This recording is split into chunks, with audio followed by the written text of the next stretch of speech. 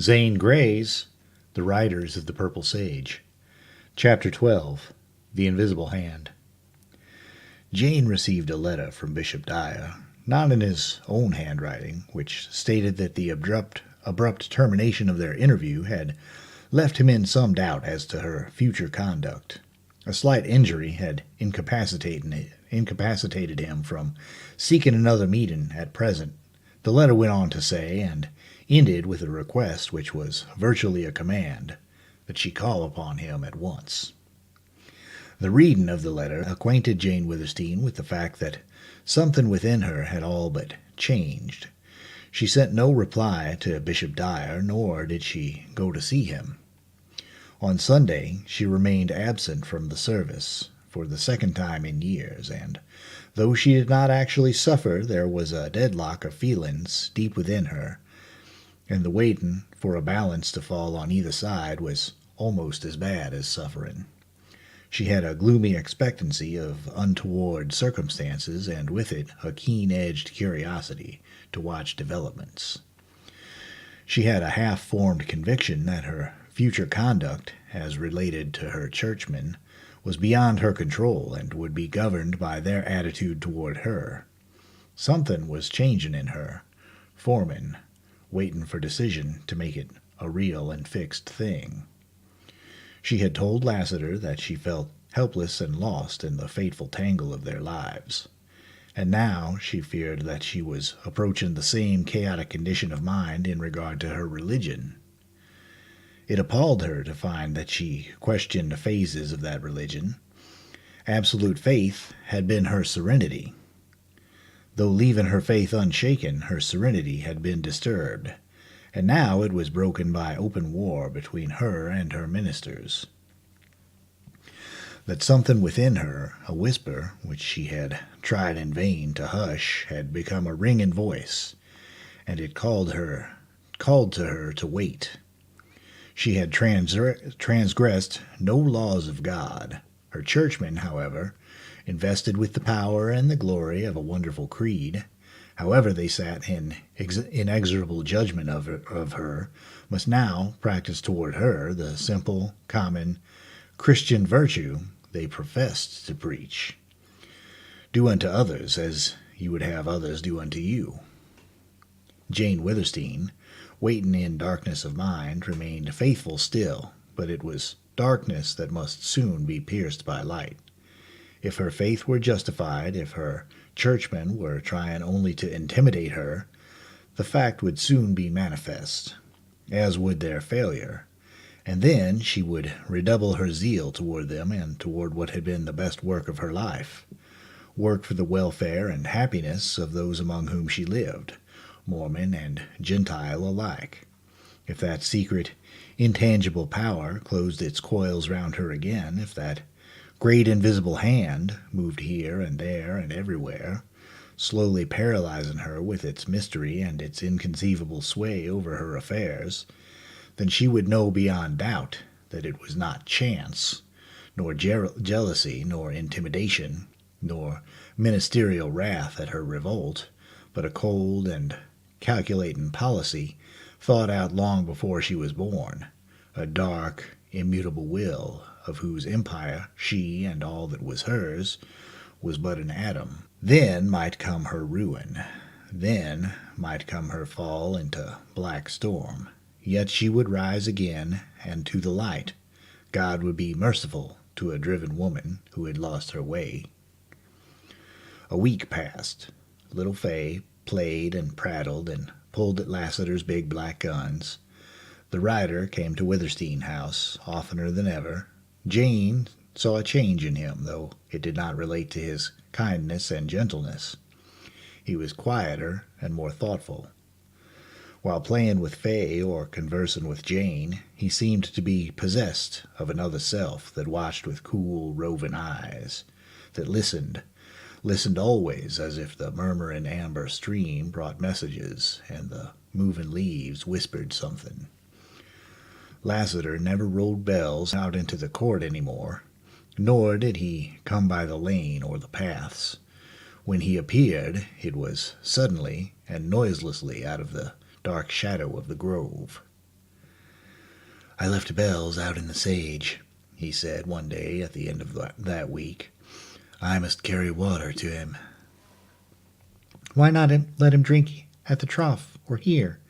Asked Jane quickly. I reckon it'll be safer for me to slip through the grove. I've been watched when I rode in from the sage. Watched? By whom? By a man who thought he was well hid, but my eyes are pretty sharp. And Jane, he went on almost in a whisper, I reckon it'd be a good idea for us to talk low. You're spied on here by your women. Lassiter, she whispered in turn. That's hard to believe. My women love me. What of that? He asked. Of course they love you, but they're Mormon women. Jane's old, rebellious loyalty clashed with her doubt. I won't believe it, she whispered stubbornly. Well, then, just act natural and talk natural, and pretty soon give them time to hear us. Pretend to go over there to the table, and then, quick-like, make a move for the door and open it. I will, said Jane with heightened color. Lassiter was right. He never made mistakes. He would not have told her unless he positively knew. Yet Jane was so tenacious of faith that she had to see with her own eyes, and so constituted that to employ even such small deceit toward her women made her ashamed, and angry for her shame as well as theirs. A singular thought confronted her that made her hold up this simple ruse, which hurt her, though it was well justified against the deceit she had wittingly and eagerly used towards Lassiter. The difference was staggering in its suggestion of that blindness of which he had accused her. Fairness and justice and mercy that she had imagined were anchor cables to hold fast her soul to righteousness had not been hers in the strange, biased duty that had so exalted and confounded her. Presently Jane began to act her little part, to laugh and play with Fay, to talk of horses and cattle to Lassiter. Then she made deliberate mention of a book in which she kept records of all pertaining to her stock, and she walked slowly toward the table, and when near the door she suddenly whirled and thrust it open. Her sharp action nearly knocked down a woman who had undoubtedly been listening. Hester, said Jane sternly, you may go home. You need not come back. Jane shut the door and returned to Lassiter. Standing unsteadily, she put her hand on his arm. She let him see that doubt had gone, and how this stab of disloyalty pained her. Spies! My own women! Oh, miserable! She cried with flashing, tearful eyes. I hate to tell you, he replied. By that she knew he had long spared her. It's begun again, that work in the dark. Nay, Lassiter, it never stopped. So bitter certainty had claimed her at last, and trust fled Witherstein House and fled forever. The women who owed much to Jane Witherstein changed not in love for her nor in devotion to their household work, but they poisoned both by 1,000 acts of stealth and cunning and duplicity. Jane broke out once and caught them in strange, stone-faced, unhesitating falsehood. Thereafter she broke out no more. She forgave them because they were driven, poor, fettered, and sealed Hagars. How she pitied them! What terrible thing bound them and locked their lips when they showed neither consciousness of guilt toward their benefactress nor distress at the slow wearing apart of long-established and dear ties? The blindness again, cried Jane Witherstein, in my sisters as in me. Oh, God! There came a time when no words passed between Jane and her women. Silently they went about their household duties, and secretly they went about the underhand work to which they had been bidden. The gloom of the house and the gloom of its mistress, which darkened even the bright spirit of little Fay, did not pervade these women. Happiness was not among them, but they were aloof from gloom. They spied and listened, they received and sent secret messengers, and they stole Jane's books and records, and finally, the papers that were deeds of her possessions. Through it all they were silent, wrapped in a kind of trance. Then, one by one, without leave or explanation or farewell, they left Withersteen House and never returned. Coincident with this disappearance, Jane's gardeners and workers in the alfalfa fields and stablemen quit her, not even asking for their wages.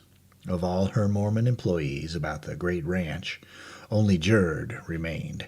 He went on with his duty, but talked no more of the change than if it had never occurred. "Jerd," said Jane, "what stock you can't take care of, turn out in the sage. Let your first thought be for Black Star and Night. Keep them in perfect condition, run them every day, and watch them always." Though Jane Withersteen gave them such liberality, she loved her possessions. She loved the rich, green stretches of alfalfa, and the farms, and the grove, and the old stone house, and the beautiful, ever-faithful amber spring, and every one of a myriad of horses and colts and burros and fowls, down to the smallest rabbit that nipped her vegetables. But she loved best her noble Arabian steeds.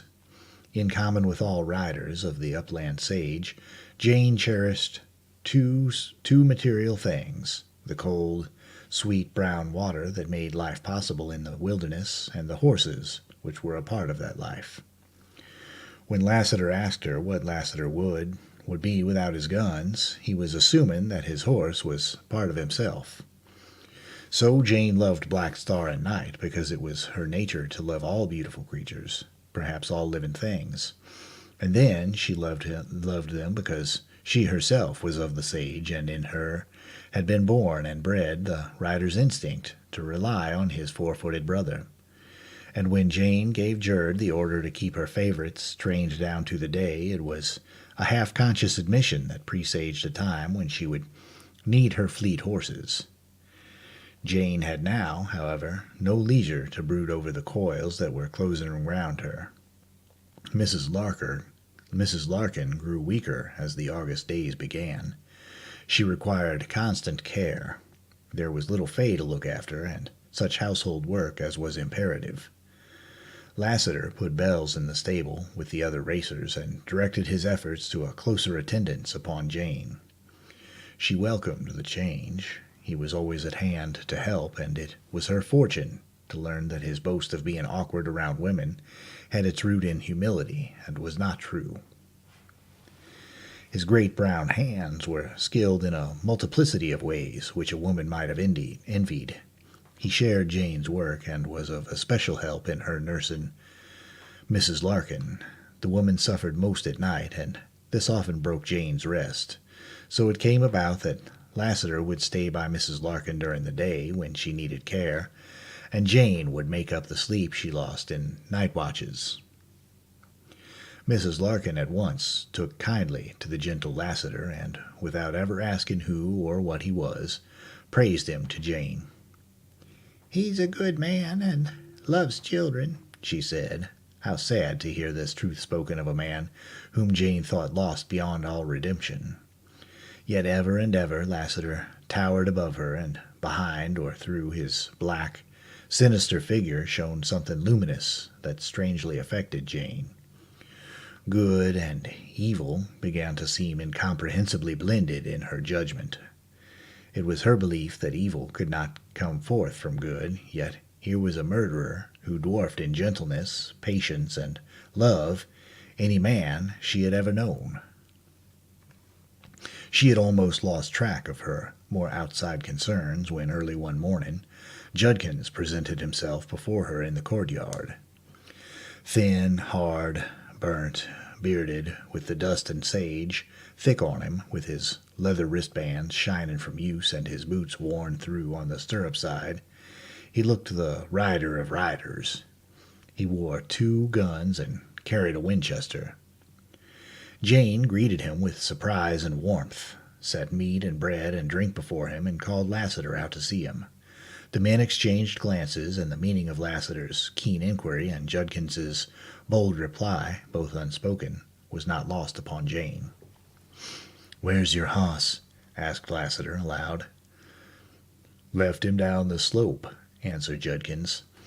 I footed it in a ways and slept last night in the sage.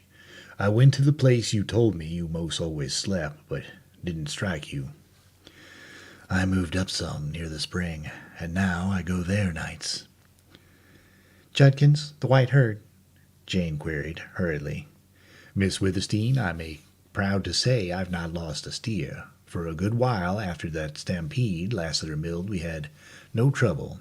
Why, even the sage dogs left us, but it's begun again, that flashing of lights over ridge tips and queer puffing of smoke, and then at night strange whistles and noises. But the herds acted magnificent, and as my boys say, Miss Withersteen, they're only kids, but I ask no better riders. I got the laugh in the village for taking 'em out. They're a wild lot, and you know boys have more nerve than grown men because they don't know what danger is. I'm not denying there's danger, but they glory in it, and maybe I like it myself. Anyway, we'll stick. We're going to drive the herd on the far side of the first break of Deception Pass. There's a great round valley over there, and no ridges or piles of rocks to aid these stampeders. The rains are due. We'll have plenty of water for a while, and we can hold that herd from anybody except Oldrin. I come in for supplies. I'll pack a couple of burros and drive out after dark tonight. Judkins, take what you want from the storeroom. Lassiter would help you. I can't thank you enough, but wait. Jane went to the room that had once been her father's, and from a secret chamber in the thick stone wall she took a bag of gold, and carrying it back to the court, she gave it to the rider. There, Judkins, and understand that I regard it as little for your loyalty. Give what is fair to your boys and keep the rest. Hide it, perhaps that would be wisest. Oh, Miss Withersteen, ejaculated the rider. I couldn't earn so much in 10 years. It's not right. I oughtn't take it.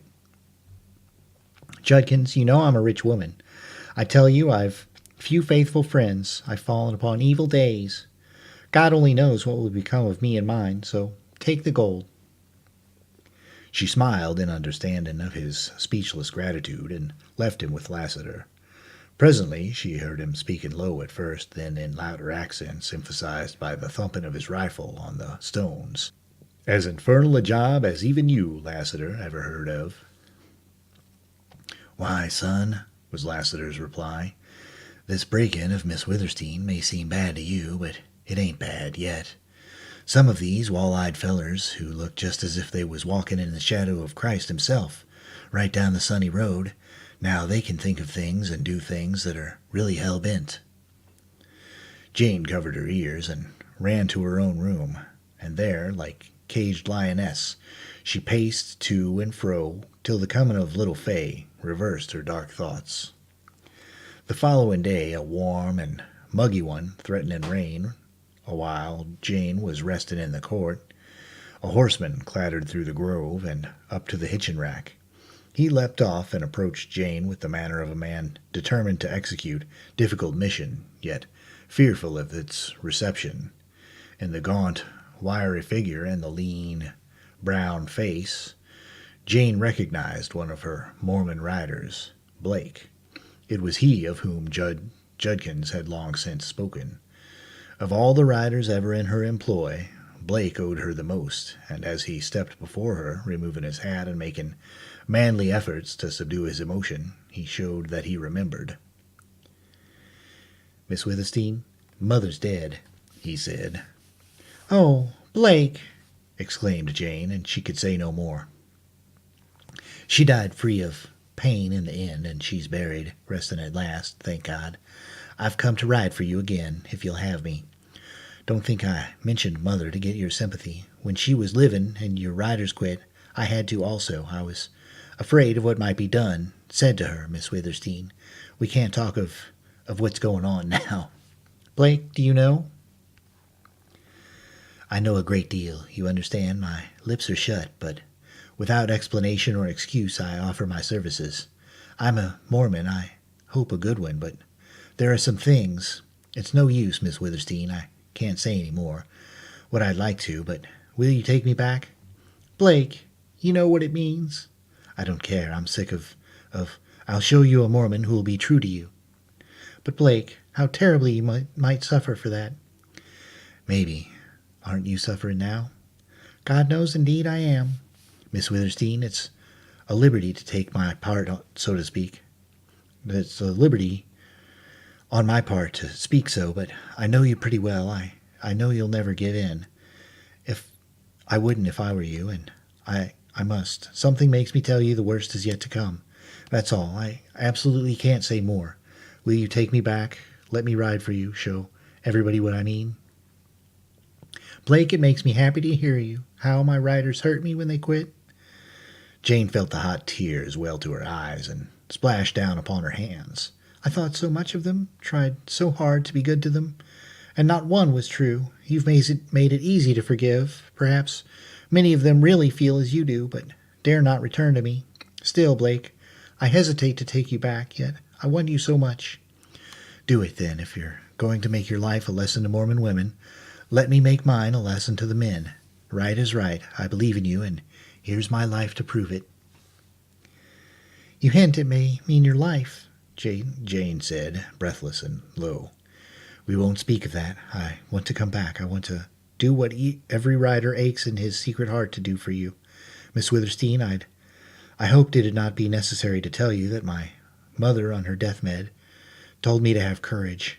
She knew how the thing galled me. She told me to come back. Will you take me?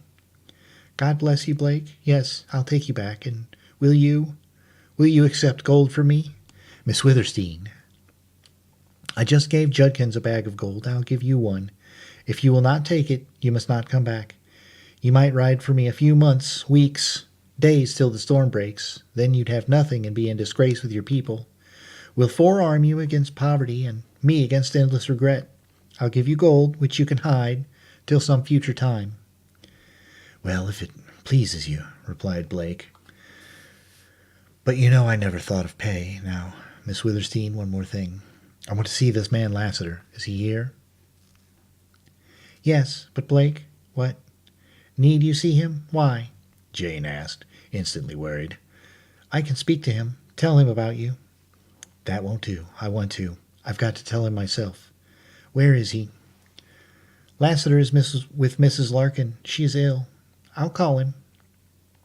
Jane answered Jane, and going to the door, she softly called for the rider. A faint, musical jingle preceded his step, then his tall form crossed the threshold. Lassiter, here's Blake, an old rider of mine. He has come back to me, and he wishes to speak to you. Blake's brown face turned exceedingly pale. Yes, I had to speak to you, he said swiftly. My name's Blake. I'm a Mormon and a rider. Lately, I quit Miss Withersteen. I've come to beg her to take me back.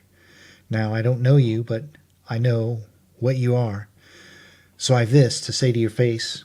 It would never occur to this woman to imagine, let alone suspect me to be a spy. She couldn't think it might be just a low plot to come here and shoot you in the back.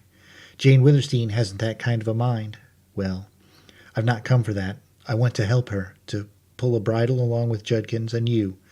The thing is, do you believe me? I reckon I do, replied Lassiter. How this slow, cool speech contrasted with Blake's hot, impulsive words. You might have saved some of your breath. See here, Blake, cinch this in your mind. Lassiter has met some square Mormons, and maybe... Blake, interrupted Jane, nervously anxious to terminate a colloquy that she perceived was an ordeal for him. Go at once and fetch me a report of my horses. Miss Withersteen, you mean the big drove down in the sage-cleared fields? Of course, replied Jane. My horses are all there, except the blooded stock I keep here. Haven't you heard, then? Heard? No. What's happened to them? They're gone, Miss Withersteen. Gone these past 10 days. Dorn told me, and I rode down to see for myself. Lassiter, did you know? Asked Jane, whirling to him. I reckon so, but what was the use to tell you? It was Lassiter turning away his face and Blake studying the stone flags at his feet that brought Jane to the understanding of what she betrayed. She strove desperately, but she could not rise immediately from such a blow. My horses, what's become of them?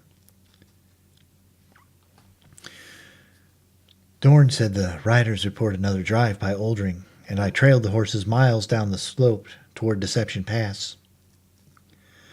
My red herd's gone. My horse is gone. The white herd will go next. I can stand that, but if I lost Black Star and Night, it would be like parting with my own flesh and blood. Lassiter, Blake, am I in danger of losing my racers? A rustler or anybody stealing hosses of yours would most of all want the blacks, said Lassiter. His evasive reply was affirmative enough. The other rider nodded gloomy acquiescence. Oh, Jane Withersteen choked with violent utterance. Let me take charge of the blacks, asked Blake. One more rider won't be any great help to Judkins, but I might hold Black Star and Night if you put such store on their value. Value, Blake? I love my racers. Besides, there's another reason why I mustn't lose them. You go to the stables, go with Jerd every day when he runs the horses, and don't let them out of your sight. If you would please me, win my gratitude, guard my black racers. When Blake had mounted and ridden out of the court, Lassiter regarded Jane with a smile that was becoming rarer as the days sped by. "'Pears to me, as Blake says, you do put some store on them hosses. Now, I ain't gainsaying that the Arabians are the handsomest hosses I ever seen, but Bells can beat Night and run heck and neck with Black Star." Lassiter, don't tease me now. I'm miserable, sick. Bells is fast, but he can't stay with the blacks, and you know it. Only Wrangle can do that. "I'll bet that big-boned brute can more'n show his heels to your black racers, Jane, out there in the sage, on a long chase. Wrangle could kill your favorites." No, replied Jane impatiently. Lassiter, why do you say that so often? I know you've teased me at times, and I believe it's only kindness. You're always trying to keep my mind off of worry, but you mean more by this repeated mention of my racers? "I reckon so." Lassiter paused, and for the 1000th time in her presence moved his black sombrero round and round, as if counting the silver pieces on the band. "Well, Jane, I've sort of read a little that's passing in your mind." You think I might fly from my home, from Cottonwoods, from the Utah border? "I reckon, and if you ever do and get away with the blacks, I wouldn't like to see Wrangle left here on the sage. Wrangle could catch you. I know Venters had him, but you can never tell. Maybe he hasn't got him now. Besides, things are happening, and something of the same queer nature might have happened to Venters." God knows you're right. Poor Byrne. How long he's gone. In my trouble, I've been forgetting him, but Lassiter, I've little fear for him. I've heard my riders say he's keen as a wolf. As to your reading my thoughts, well, your suggestion makes an actual thought of what was only one of my dreams. I believe I dreamed of flying from this wild borderland, Lassiter. I've strange dreams. I'm not always practical in thinking of many of my duties. As you said once, for instance, if I dared, I'd ask you to saddle the blacks and ride away with me and hide me. "Jane." The rider's sunburned face turned white. A few times Jane had seen Lassiter's cool calm broken. When he had met little Fay, when he had learned how and why he had come to love both child and mistress, when he had stood beside Millie Ern's grave, but one and all they could not be considered in the light of his present agitation. Not only did Lassiter turn white, not only did he grow tense, not only did he lose his coolness, but he also suddenly, violently, hungrily took her into his arms and crushed her to his breast. "Lassiter!" cried Jane, trembling. It was an action for which she took sole blame. Instantly, as if dazed, weakened, he released her. "Forgive me," went on Jane. "I'm always forgetting your feelings. I thought of you as my faithful friend. I'm always making you out more than human, only, let me say, I meant that about riding away. I'm wretched sick of this. Something bitter and black grows on my heart." "Jane, the hell of it," he replied with a deep intake of breath, "is you can't ride away. Maybe realizing it accounts for for my grabbing you that way as much as the crazy boy's rapture your words gave me. I don't understand myself, but the hell of this game is you can't right away. Lassiter, what on earth do you mean? I'm an absolutely free woman. You ain't absolutely anything of the kind. I reckon I've got to tell you. Tell me all. It's uncertainty that makes me a coward. It's faith and hope, blind love, if you will, that makes me miserable. Every day I awake believing, still believing. The day grows, and with it doubts, fears, and that black bat hate that bites hotter and hotter into my heart. Then comes night. I pray. I pray for all, and for myself. I sleep, and I awake free once more, trustful, faithful to believe, to hope. Then, oh my God, I grow and live 1,000 years till night again. But if you want to see me a woman, tell me why I can't ride away. Tell me what more I'm to lose. Tell me the worst. Jane, you're watched. There's no single move of yours, except when you're hid in your house, that ain't seen by sharp eyes. The cottonwoods groves, full of creepin', crawlin' men, like Indians in the grass. When you rode, which wasn't often lately, the sage was full of sneakin' men. At night they crawl under your windows into the court, and I reckon into the house. Jane Withersteen, you know, never locked a door. This here groove's a hummin' beehive of mysterious happenin's. Jane, it ain't so much that these souls keep out of my way as me keepin' out of theirs. They're going to try to kill me, that's plain, but maybe as hard to shoot in the back as in the face. So far, I've seen fit to only watch. This all means, Jane, that you're a marked woman. You can't get away, not now, maybe later when you're broken, you might. But that's sure doubtful. Jane, you're to lose the cattle that's left, your home and ranch in Amber Spring. You can't even hide a sack of gold, for it couldn't be slipped out of the house day or night and hid or buried, let alone be rid off with. You may lose all, I'm telling you, Jane, hoping to prepare you, if the worst does come. I told you once before about that strange power I've got to feel things. Lassiter, what can I do? Nothing, I reckon, except know what's comin' and wait and be game. If you'd let me make a call on Tull and a long-deferred call on... Hush! Hush! She whispered. Well, even that wouldn't help you any in the end. What does it mean? Oh, what does it mean? I am my father's daughter, a Mormon, yet I can't see. I've not failed in religion, in duty. For years I've given with a free and full heart. When my father died, I was rich. If I'm still rich, it's because I couldn't find enough ways to become poor. What am I? What are my possessions to set in motion such intensity of secret oppression? Jane, the mind behind it all is an empire builder. But Lassiter, I would give freely all I own to avert this wretched thing. If I gave, that would leave me with faith still. Surely my churchmen think of my soul. If I lose my trust in them... Child, be still, said Lassiter with a dark dignity that had in it something of pity. You are a woman, and fine and big and strong, and your heart matches your size, but in mind you're a child. I'll say a little more, then I'm done. I'll never mention this again. Among many thousands of women, you're one who has bucked against your churchmen. They tried you out and failed of persuasion and finally of threats. You meet now the cold steel of a will as far from Christ-like as the universe is wide. You're to be broken, your body's to be held, given to some man, made, if possible, to bring children into the world. But your soul?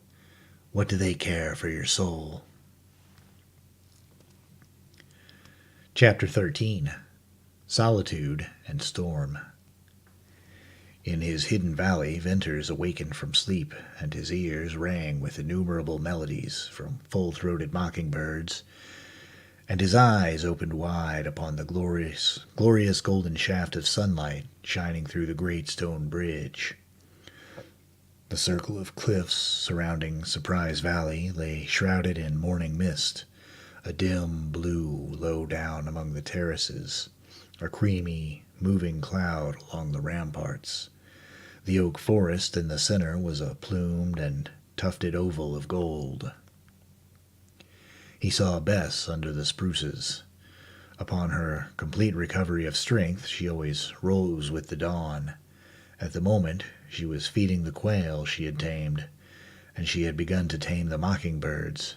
They fluttered among the branches overhead, and some left off their song to flit down and shyly hop near the twittering quail. Little gray and white rabbits crouched in the grass, now nibbling, now laying long ears flat and watching the dogs. Vinters's swift glance took in the brightening valley, and Bess and her pets, and Ring and Whitey. It swept over all to return again and rest upon the girl. She had changed.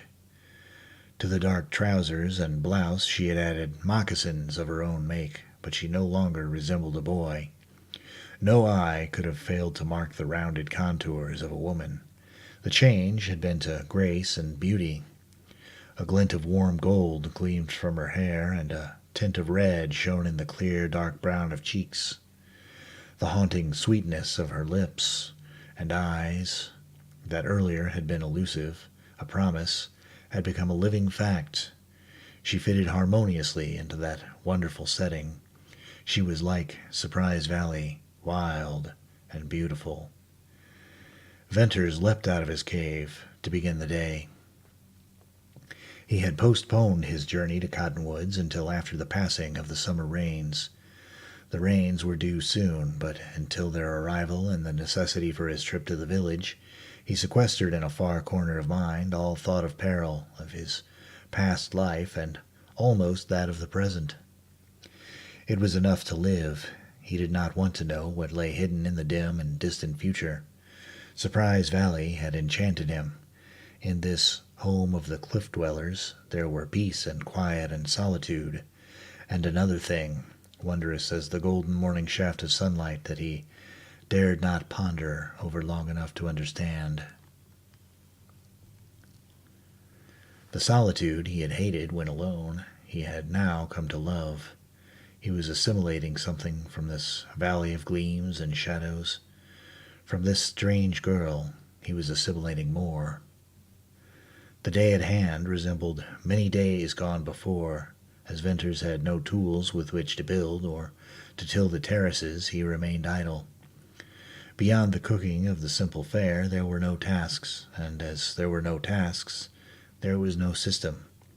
He and Bess began one thing, to leave it, to begin another, to leave that and then do nothing but lie under the spruces and watch the great cloud sails majestically move along the ramparts, and dream and dream. The valley was a golden, sunlit world. It was silent, the sighing wind and the twittering quail and the singing birds, even the rare and seldom occurring hollow crack of a sliding weathered stone, only thickened and deepened that insulated silence. Venters and Bess had vagrant minds. "Bess, did I tell you about my horse Wrangle?" inquired Venters. 100 times, she replied. "Oh, have I? I'd forgotten. I want you to see him. He'll carry us both." "I'd like to ride him. Can he run?" "Run? He's a demon. Swiftest horse on the sage. I hope he'll stay in that canyon." "He'll stay." They left camp to wander along the terraces into the aspen ravines under the gleaming walls. Ring and Whitey wandered in the fore, often turning, often trotting back, open-mouthed and solemn-eyed and happy.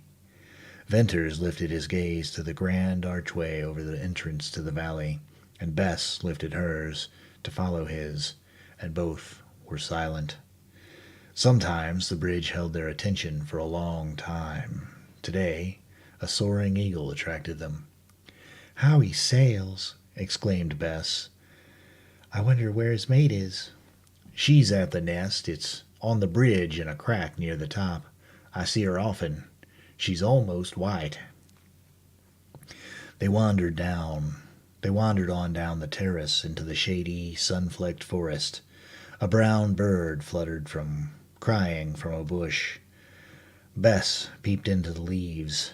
Look, a nest and 4 little birds. They're not afraid of us. See how they open their mouths? They're hungry. Rabbits rustled the dead brush and pattered away. The forest was full of a drowsy hum of insects. Little darts of purple that were running quail crossed the glades, and a plaintive, sweet peeping came from the coverts. Bess's soft step disturbed a sleeping lizard that scampered away over the leaves. She gave chase and caught it, a slim creature of nameless color but of exquisite beauty. Jewel eyes, she said. It's like a rabbit, afraid. We won't eat you. There. Go. Murmuring water drew their steps down into a shallow, shaded ravine where a brown brook brawled softly over mossy stones. Multitudes of strange gray frogs with white spots and black eyes lined the rocky bank and leapt only at close approach. Then Venters's eyes descried a very thin, very long green snake coiled round a sapling. They grew closer and closer till they could have touched it. The snake had no fear and watched them with scintillating eyes. It's pretty, said Bess. How tame. I thought snakes always ran. No, even the rabbits didn't run here till the dogs chased them. On and on they wandered, to the wild jumble of mast and broken fragments of cliff at the west end of the valley. The roar of the disappearing stream dinned in their ears. Into this maze of rocks they threaded a tortuous way, climbing, descending, halting to gather wild plums and great lavender lilies, and going on at the will of fancy. Idle and keen perceptions guided them equally. Oh, let's climb there, cried Bess, pointing upward to a small space of terrace left green and shady between the huge abutments of broken cliff. And they climbed to the nook and rested and looked out across the valley to the curling column of blue smoke from their campfire. But the cool shade and rich grass and the fine view were not what they had climbed for. They could not have told, although whatever had drawn them was well satisfying. Light, sure-footed as a mountain goat, Bess pattered down at Venters's heels, and they went on, calling the dogs, eyes dreamy and wild, listening to the wind and the bees and the crickets and the birds. Part of the time, Ring and Whitey led the way, then Venters, then Bess, and the direction was not an object. They left the sun-streaked shade of the oaks, brushed the long grass of the meadows, entered the green and fragrant swaying willows to stop at length under the huge old cottonwoods where the beavers were busy. Here they rested and watched. A dam of brush and logs and mud and stones backed the stream into a little lake. The round, rough beaver houses projected from the water like the rabbits. The beavers had become shy. Gradually, however, as Venters and Bess knelt low, holding the dogs, the beavers emerged to swim with logs and gnaw at cottonwoods and pat mud walls and with their paddle-like tails, and glossy and shiny into the sun, go on with their strange, persistent industry. They were the builders. The lake was a mud hole, and the immediate environment a scarred and dead region, but it was a wonderful home of wonderful animals. Look at that one. He puddles in the mud, said Bess. And there, see him dive. Hear them gnawing. I'd think they'd break their teeth. How is it they can stay out of the water and under the water? And she laughed. Then Venters and Bess wandered farther, and perhaps not all unconsciously this time, wended their slow steps to the cave of the cliff dwellers, where she liked best to go. The tangled thicket and the long slant of dust and little chips of weathered rock and the steep bench of stone and the worn steps, all were arduous work for Bess in the climbing, but she gained the shelf, gasping, hot of cheek, glad of eye, with her hand in Venters's. Here they rested. The beautiful valley glittered below with its millions of wind-turned leaves, bright-faced in the sun, and the mighty bridge towered heavenward, crowned with blue sky. Bess, however, never rested for long. Soon she was exploring, and Venters followed. She dragged forth from corners and shelves a multitude of crudely fashioned and painted pieces of pottery, and he carried them. They peeped down into the dark holes of the kivas, and Bess gleefully dropped a stone and waited for the long-coming hollow sound to rise. They peeped into the little globular houses, like mud-wasp nests, and wondered if these had been store places for grain or baby cribs or what. And they crawled into the larger houses and laughed when they bumped their heads on the low roofs. And they dug in the dust at one of the floors, and they brought from dust and darkness armloads of treasure, which they carried to the light. Flints and stones and strange curved sticks and pottery they found, and twisted grass rope that crumbled in their hands, and bits of whitish stone which crushed to powder at a touch and seemed to vanish in the air. "That white stuff was bone," said Venters slowly. "Bones of a cliff dweller." "No!" exclaimed Bess. "Here's another piece. Look. Whew! Dry, powdery smoke. That's bone."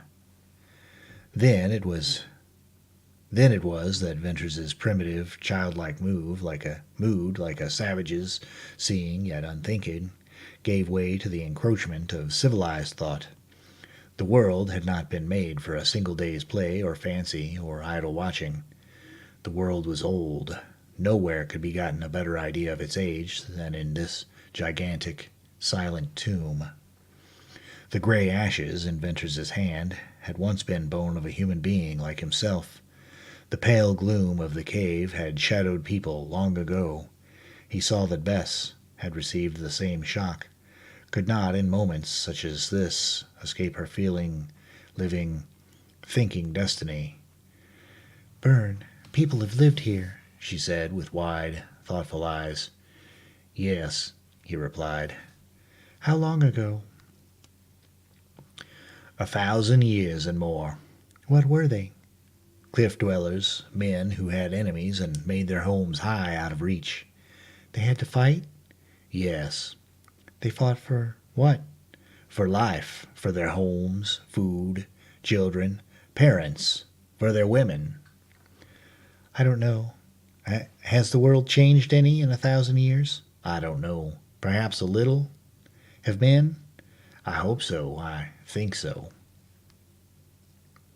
"Things crowd into my mind," She went on, and the wistful light in her eyes told Venters the truth of her thoughts. "I've ridden the border of Utah. I've seen people, how they live, but they must be few of all who are living. I had my books and I studied them, but all that doesn't help me anymore. I want to go out into the big world and see it, yet I want to stay here more. What's to become of us? Are we cliff dwellers? We're alone here. I'm happy when I don't think. These bones that fly into dust, they make me sick and a little afraid. Did the people who lived here once have the same feelings as we have? What was the good of their living at all? They're gone. What's the meaning of it all? Of us?" Bess, you ask more than I can tell. It's beyond me. Only there was laughter here once, and now there's silence. There was life, and now there's death. Men cut these little steps, made these arrowheads and mealing stones, plaited the ropes we found, and left their bones to crumble in our fingers. As far as time is concerned, it might all have been yesterday. We're here today. Maybe we're higher in the scale of human beings in intelligence, but who knows? We can't be any higher in the things for which life is lived at all. "What are they?" Why, I suppose, relationship, friendship, love. "Love?" Yes, love of a man for woman, love of woman for man. That's the nature, the meaning, the best of life itself." She said no more. Wistfulness of glance deepened into sadness. "Come, let us go," said Venters. Action brightened her. Beside him, holding his hand, she slipped down the shelf, ran along the long, steep slant of sliding stones, out of the cloud of dust, and likewise out of the pale gloom. We beat the slide. she cried. The miniature avalanche cracked and roared and rattled itself into an inert mass at the base of the incline. Yellow dust like the gloom of the cave, but not so changeless, drifted away on the wind. The roar clapped in echo from the cliff, returned, went back, and came again to die in the hollowness. Down on the sunny terrace there was a different atmosphere. Ring and Whitey leapt around Bess. Once more she was smiling, gay and thoughtless, with the dream mood in the shadow of her eyes. "Bess, I haven't seen that since last summer. Look," said Venters, pointing to the scalloped edge of rolling purple clouds that peeped over the western wall. "We're in for a storm." "Oh, I hope not. I'm afraid of storms." "Are you? Why?" "Have you ever been down in one of these walled up pockets in a bad storm?" "No, now I think of it, I haven't." "Well, it's terrible. Every summer I get scared to death and hide somewhere in the dark. Storms up on the Sage are bad, but nothing to what they are down here in the canyons. And in this little valley, why, echoes can rap back and forth so quick they'll split our ears." "We are perfectly safe here, Bess." "I know, but that hasn't anything to do with it. The truth is, I'm afraid of lightning and thunder, and thunderclaps hurt my head. If we have a bad storm, will you stay close to me?" "Yes."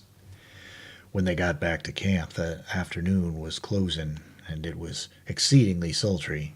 Not a breath of air stirred the aspen leaves, and when these did not quiver, the air was indeed still. The dark purple clouds moved almost perceptibly out of the west. "What have we for supper?" asked Bess. "Rabbit," "Bern, can't you think of another new way to cook rabbit?" went on Bess with eagerness. "What do you think I am, a magician?" retorted Venters. "I wouldn't dare tell you, but Bern, do you want me to turn into a rabbit?" There was a dark blue, merry flashing of eyes and a parting of lips. Then she laughed. In that moment she was naive and wholesome. "Rabbit seems to agree with you," replied Venters. "You are well and strong and growing very pretty." Anything in the nature of compliment he had never before said to her, and just now he responded to a sudden curiosity to see its effect. Bess stared as if she had not heard aright, but slowly blushed and completely lost her poise in happy confusion. "I'd better go right away," he continued, "and fetch supplies from Cottonwood." A startlingly swift change in the nature of her agitation made him reproach himself for his abruptness. No, don't go," she said. I didn't mean that about the rabbit. I was only trying to be funny. Don't leave me all alone." "Bess, I must go sometime." "Wait, then. Wait till after the storms." The purple cloud bank darkened the lower edge of the setting sun, crept up and up, obscuring its fiery red heart, and finally passed over the last ruddy crescent of its upper rim. The intense dead silence awakened to a long, low, rumbling roll of thunder. "Oh!" cried Bess, nervously.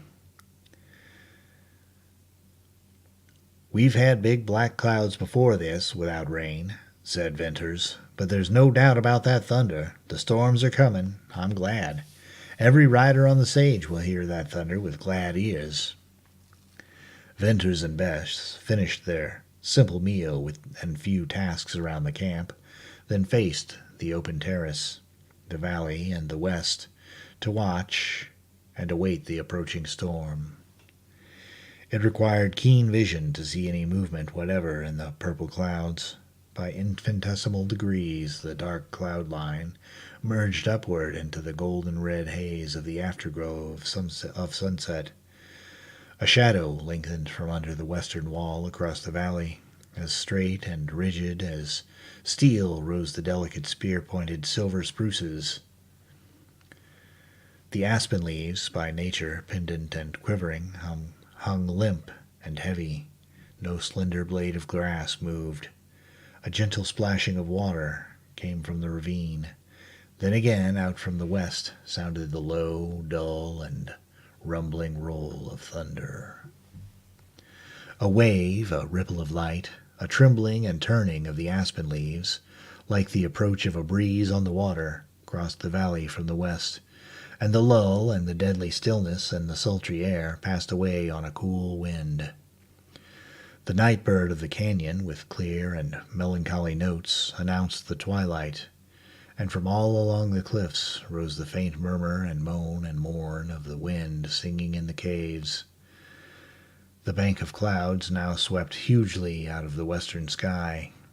Its front was purple and black, with gray between, a bulging, mushrooming, vast thing instinct with storm. It had a dark, angry, threatening aspect, as if all the power of the winds were pushing and piling behind. It rolled ponderously across the sky. A red flare burned out instantaneously, flashed from the west to east, and died. Then, from the deepest black of the purple, came cloudburst a boom. It was like the bowling of a huge boulder along the crags and ramparts, and seemed to roll on and fall into the valley, to bound and bang and boom from cliff to cliff.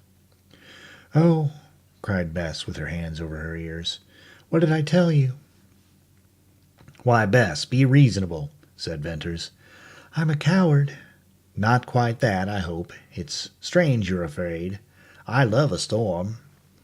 "I tell you, a storm down in these canyons is an awful thing. I know Oldring hated storms. His men were afraid of them. There was one who went deaf in a bad storm and never could hear again."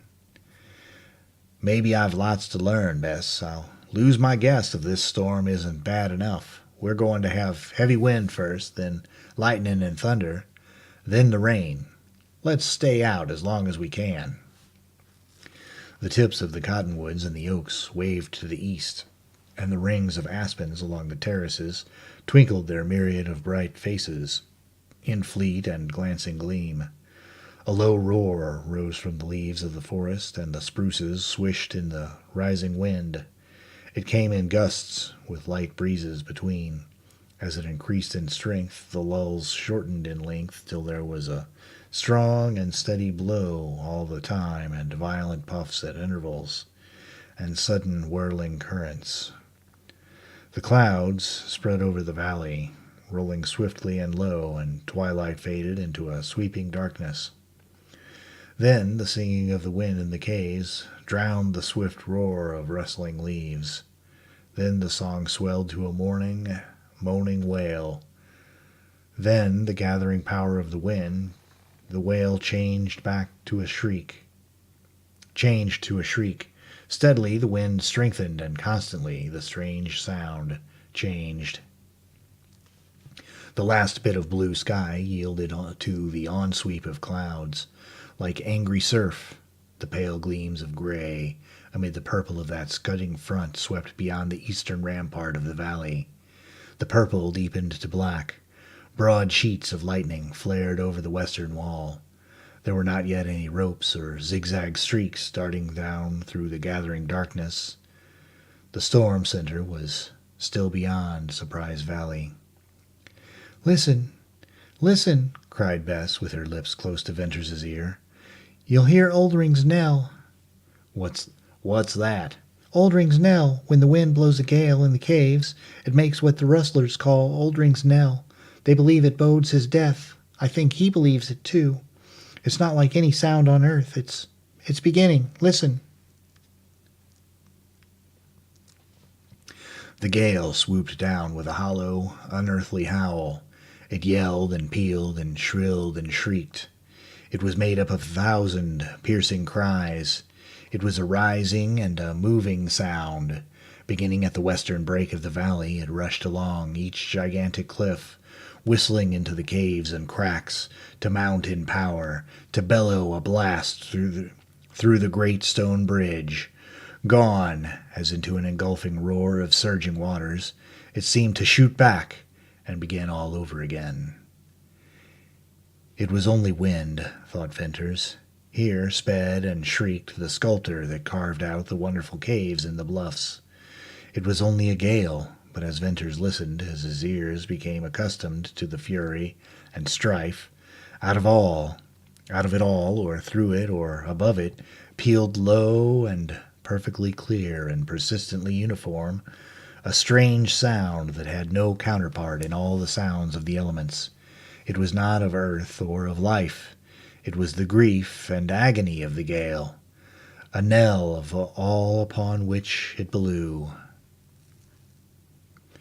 Black night enfolded the valley. Venters could not see his companion and knew of her presence only through the tightening hold of her hand on his arm. He felt the dogs huddle closer to him. Suddenly the dense, black vault overhead split asunder to a blue-white, dazzling streak of lightning. The whole valley lay vividly clear and luminously bright in his sight. Upreared, vast and magnificent, the stone bridge glimmered like some grand god of storm in the lightning's fire. Then all flashed black again, blacker than pitch, a thick, impenetrable coal blackness. And there came a ripping, crashing report. Instantly an echo resounded with clapping crash. The initial report was nothing to the echo. It was a terrible, living, reverberating, detonating crash. The wall threw the sound across and could have made no greater roar if it had slipped in avalanche. From cliff to cliff the echo went in crashing retort and banged in lessening power and boomed in thinner volume and clapped weaker and weaker till a final clap could not reach across the waiting cliff. In the pitchy darkness, Venters led Bess and, groping his way by feel of hand, found the entrance to her cave and lifted her up. On the instant a blinding flash of lightning illuminated the cave, and all about him he saw Bess's face, white now with dark, frightened eyes. He saw the dogs leap up, and he followed suit. The golden glare vanished. All was black. Then came the splitting crack and the infernal din of echoes. Bess shrank closer to him and closer, found his hands and pressed them tightly over her ears, and dropped her face upon his shoulder and hid her eyes. Then the storm burst with a succession of ropes and streaks and shafts of lightning playing continuously, filling the valley with a broken radiance, and the cracking shots followed each other swiftly till the echoes blended in one fearful, deafening crash.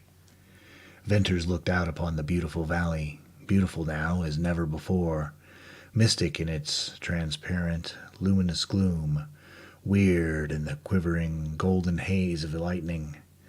The dark spruces were tipped with glimmering lights, the aspens bent low in the winds, as waves in a tempest at sea. The forest of oaks tossed wildly and shone with gleams of fire. Across the valley, the huge cavern of the cliff-dwellers yawned in the glare, and every little black window as clear as at noonday. But the night and the storm added to their tragedy. Flung arching to the black clouds, the great stone bridge seemed to bear the brunt of the storm. It caught the full fury of the rushing wind. It lifted its noble crown to meet the lightnings. Venters thought of the eagles and their lofty nest in a niche under the arch. A driving pall of rain, black as the clouds, came sweeping on to obscure the bridge and the gleaming walls and the shining valley. The lightning played incessantly, streaking down through opaque darkness of rain. The roar of the wind, with its strange knell and the re-crashing echoes, mingled with the roar of the flooding rain, and all seemingly were deadened and drowned in a world of sound. In the dimming pale light, Venters looked down upon the girl. She had sunk into his arms, upon his breast, burying her face. She clung to him. He felt the softness of her, and the warmth, and the quick heave of her breast. He saw the dark, slender, graceful outline of her form. A woman lay in his arms, and he held her closer. He, who had been alone in the sand, silent watches of the night, was not how and never must be alone again. He who had yearned for the touch of a hand felt the long tremble and the heartbeat of a woman. By what strange chance had she come to love him? By what change, by what marvel, had she grown into a treasure? No more did he listen to the rush and roar of the thunderstorm. For the touch of clinging hands and the throbbing bosom he grew conscious of an inward storm. The tingling of new chords of thought, strange music of unheard, joyous bells, sad dreams dawning to wakeful delight, dissolving doubt, resurging hope, force, fire, and freedom, unutterable sweetness of desire, a storm in his breast, a storm of real love. Chapter 14. West Wind. When the storm abated, Venters sought his own cave, and late in the night, as his blood cooled and the stir and throb and thrill subsided, he fell asleep. With the breaking of dawn, his eyes unclosed. The valley lay drenched and bathed, a burnished oval of glittering green. The rain-washed walls glistened in the morning light. Waterfalls of many forms poured over the rims. One, a broad, lacy sheet, thin as smoke, slid over the western notch and struck a ledge in its own downward fall, to bound into a broader leap, to burst far below into white and gold and rosy mist. Venters prepared for the day, knowing himself a different man. "It's a glorious morning," said Bess in greeting. "Yes, after the storm, the west wind," he replied. "Last night was I very much of a baby?" she asked, watching him. "Pretty much." "Oh, I couldn't help it." "I'm glad you were afraid." "Why?" she asked in slow surprise. "I'll tell you some day," he answered soberly. Then, around the campfire and through the morning meal, he was silent, and afterward he strolled thoughtfully off alone along the terrace. He climbed a great yellow rock, raising its crest among the spruces, and there he sat down to face the valley and the west. I love her. I love her." Aloud he spoke, unburdened his heart, confessed his secret. For an instant the golden valley swam before his eyes, and the walls waved, and all about him whirled with tumult within. "I love her. I understand now." Reviving memory of Jane Withersteen and thought of the complications of the present amazed him with proof of how far he had drifted from his own old life. He discovered that he hated to take up the broken threads, to delve into dark problems and difficulties. In this beautiful valley he had been living a beautiful dream. Tranquility had come to him in the joy of solitude, and interest in all the wild creatures and crannies of this incomparable valley, and love. Under the shadow of the great stone bridge, God had revealed himself to Venters. "The world seems very far away," he muttered, "but it's there, and I'm not done with it yet. Perhaps I never shall be, only how glorious it would be to live here always and never think again." Whereupon the resurging reality of the present, as if in irony of his wish, steeped him instantly in contending thought. Out of it all he presently evolved these things. He must go to Cottonwoods. He must bring supplies back to Surprise Valley. He must cultivate the soil and raise corn and stock, and, most imperative of all, he must decide the future of the girl who loved him and whom he loved. The first of these things required tremendous effort. The last one, concerning Bess, seemed simply and naturally easy of accomplishment. He would marry her. Suddenly, as from roots of poisonous fire, flamed up the forgotten truth concerning her. It seemed to wither and shrivel up all his joy on its hot, tearing way to his heart. She had been Oldring's masked rider. To Venters's question, "What were you to Oldring?" she had answered with scarlet shame and drooping head. "What do I care who she is or what she was? he cried passionately, and he knew it was not his old self speaking. It was this softer, gentler man who had awakened to new thoughts in the quiet valley. Tenderness, masterful in him now, matched the absence of joy and blunted the knife edge of an entering jealousy. Strong and passionate effort of will, surprising to him, held back the poison from piercing his soul. "Wait, wait!" he cried, as if calling. His hands pressed his breast, and he might have called to the pain there. "Wait, it's all so strange, so wonderful. Anything can happen. Who am I to judge her? I'll glory in my love to her, but I can't tell it, can't give up to it." Certainly he could not then decide her future. Marrying her was impossible in Surprise Valley and in any village south of Sterling. Even without the mask she had once worn, she would easily have been recognized as Oldring's rider. No man who had ever seen her would forget her, regardless of his ignorance as to her sex. Then more poignant than all other argument was the fact that he did not want to take her away from Surprise Valley. He resisted all thought of that. He had brought her to the most beautiful place, and the most beautiful and wildest place of the uplands.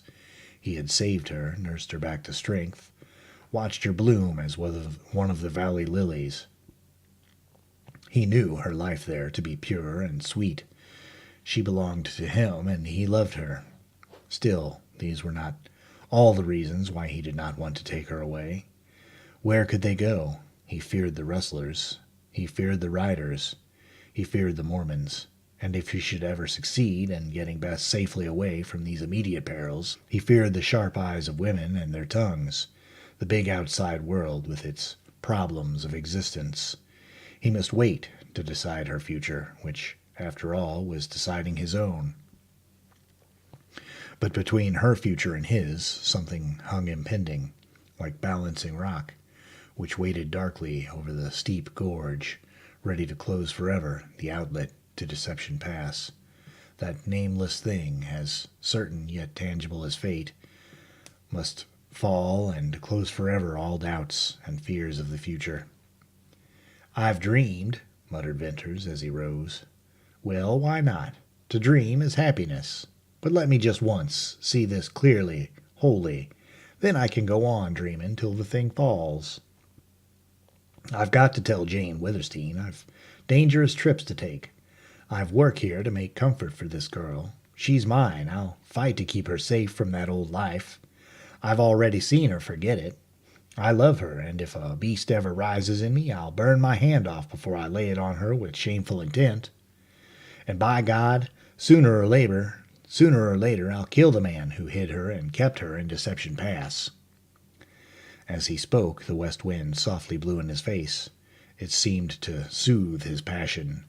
That west wind was fresh, cool, fragrant, and it carried a sweet, strange burden of far-off things.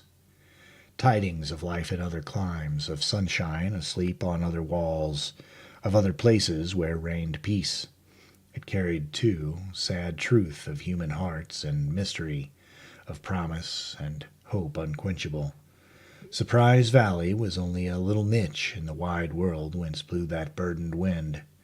Bess was only one of millions at the mercy of unknown motive in nature and life. Content had come to Venters in the valley. Happiness had breathed in the slow, warm air. Love, as bright as light, had hovered over the walls and descended to him. And now, on the west wind, came a whisper of the eternal triumph of faith over doubt. "How much better am I for what has come to me?" he exclaimed. "I'll let the future take care of itself. Whatever falls, I'll be ready." Venters retraced his steps along the terrace back to camp, and found Bess in the old familiar seat, waiting and watching for his return.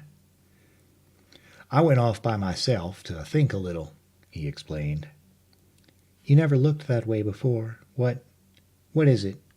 Won't you tell me?" "Well, Bess, the fact is I've been dreaming a lot. This valley makes a fellow dream, so I forced myself to think.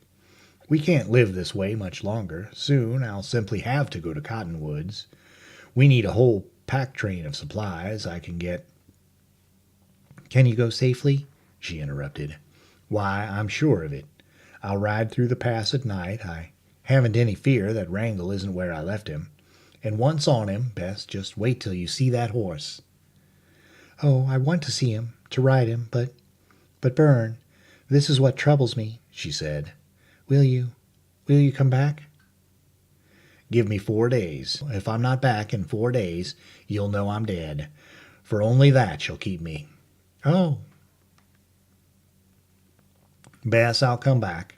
There's danger, I wouldn't lie to you, but I can take care of myself. Bern, I'm sure. Oh, I'm sure of it. All my life I've watched hunted men. I can tell what's in them. And I believe you can ride and shoot and see with any rider of the sage. It's not that I fear. Well, what is it then? Why should you come back at all?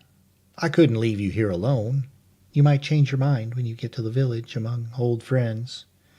I won't change my mind. As for old friends, he uttered a short, expressive laugh.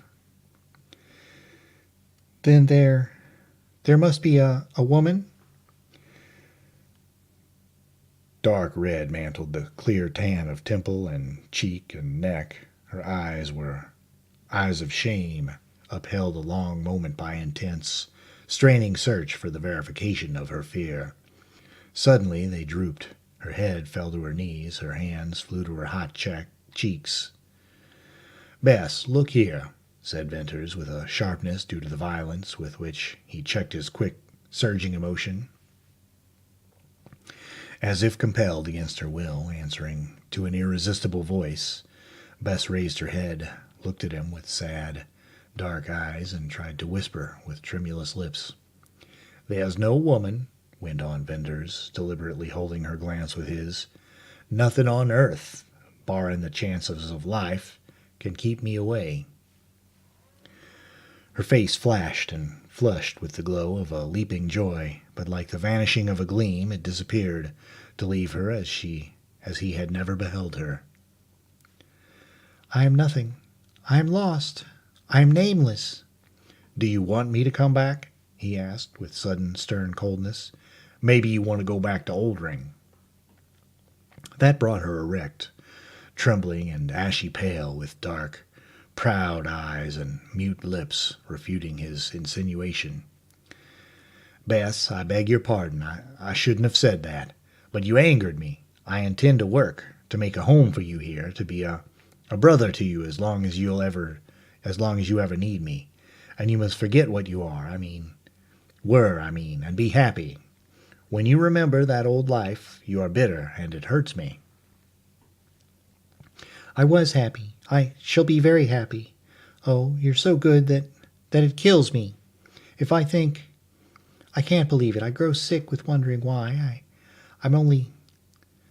let me say it. Only a lost, nameless girl of the rustlers. Oldring's girl, they called me. That you should save me, be so good and kind. Want to make me happy. Why, it's beyond belief. No wonder I'm wretched at the thought of your leaving me. But I'll be wretched and bitter no more, I promise you. If only I could repay you even a little. You've repaid me 100-fold. Will you believe me? Believe you? I couldn't do else. Then listen. Saving you, I saved myself. Living here in this valley with you, I've found myself. I've learned to think while I was dreaming. I never troubled myself about God, but God, or some wonderful spirit, has whispered to me here. I absolutely deny the truth of what you say about yourself. I can't explain it. There are things too deep to tell. Whatever the terrible wrongs you've suffered, God holds you blameless. I see that, feel that in every moment you are near me. I've a mother and a sister way back in Illinois. If I could, I'd take you to them tomorrow. If it were true, oh, I might lift my head, she cried. Lift it then, you child, for I swear it's true. She did lift her head with the singular wild grace always a part of her actions, with that old unconscious imitation of innocence which always tortured Venters, but now with something more, a spirit rising from the depths that linked itself to his brave words. I've been thinking, too, she cried with a quivering smile and swelling breast. I've discovered myself, too. I'm young. I'm alive. I'm so full. Oh, I'm a woman. Bess, I believe I can claim credit of that last discovery before you, Venters said and laughed. Oh, there's more. There's something I must tell you. Tell it then. When will you go to Cottonwoods? As soon as the storms are past, or the worst of them. I'll tell you before you go. I can't now. I don't know how I shall then, but it must be told. I'd never let you leave me without knowing, for in spite of what you say, there's a chance you mightn't come back. Day after day the west wind blew across the valley. Day after day the clouds clustered gray and purple and black. The cliffs sang and the caves rang with Oldring's knell, and the lightning flashed, the thunder rolled, the echoes crashed, and the rains flooded the valley. Wild flowers sprang up everywhere, swaying with the lengthening grass on the terraces, smiling wanly from shady nooks, peeping wondrously from year-dry crevices of the walls. The valley bloomed into a paradise. Every single moment, from the breaking of the gold bar through the bridge at dawn, on to the reddening of rays over the western wall, was one of colorful change. The valley swam in thick, transparent haze, golden at dawn, warm and white at noon, purple in the twilight. At the end of every storm, a rainbow curved down into the leaf-bright forest to shine and fade and leave lingeringly some faint essence of its rosy iris in the air. Venters walked with Bess once more in a dream and watched the lights change on the walls and faced the wind from out of the west.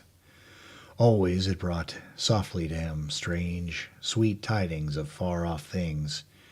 It blew from a place that was old and whispered of youth.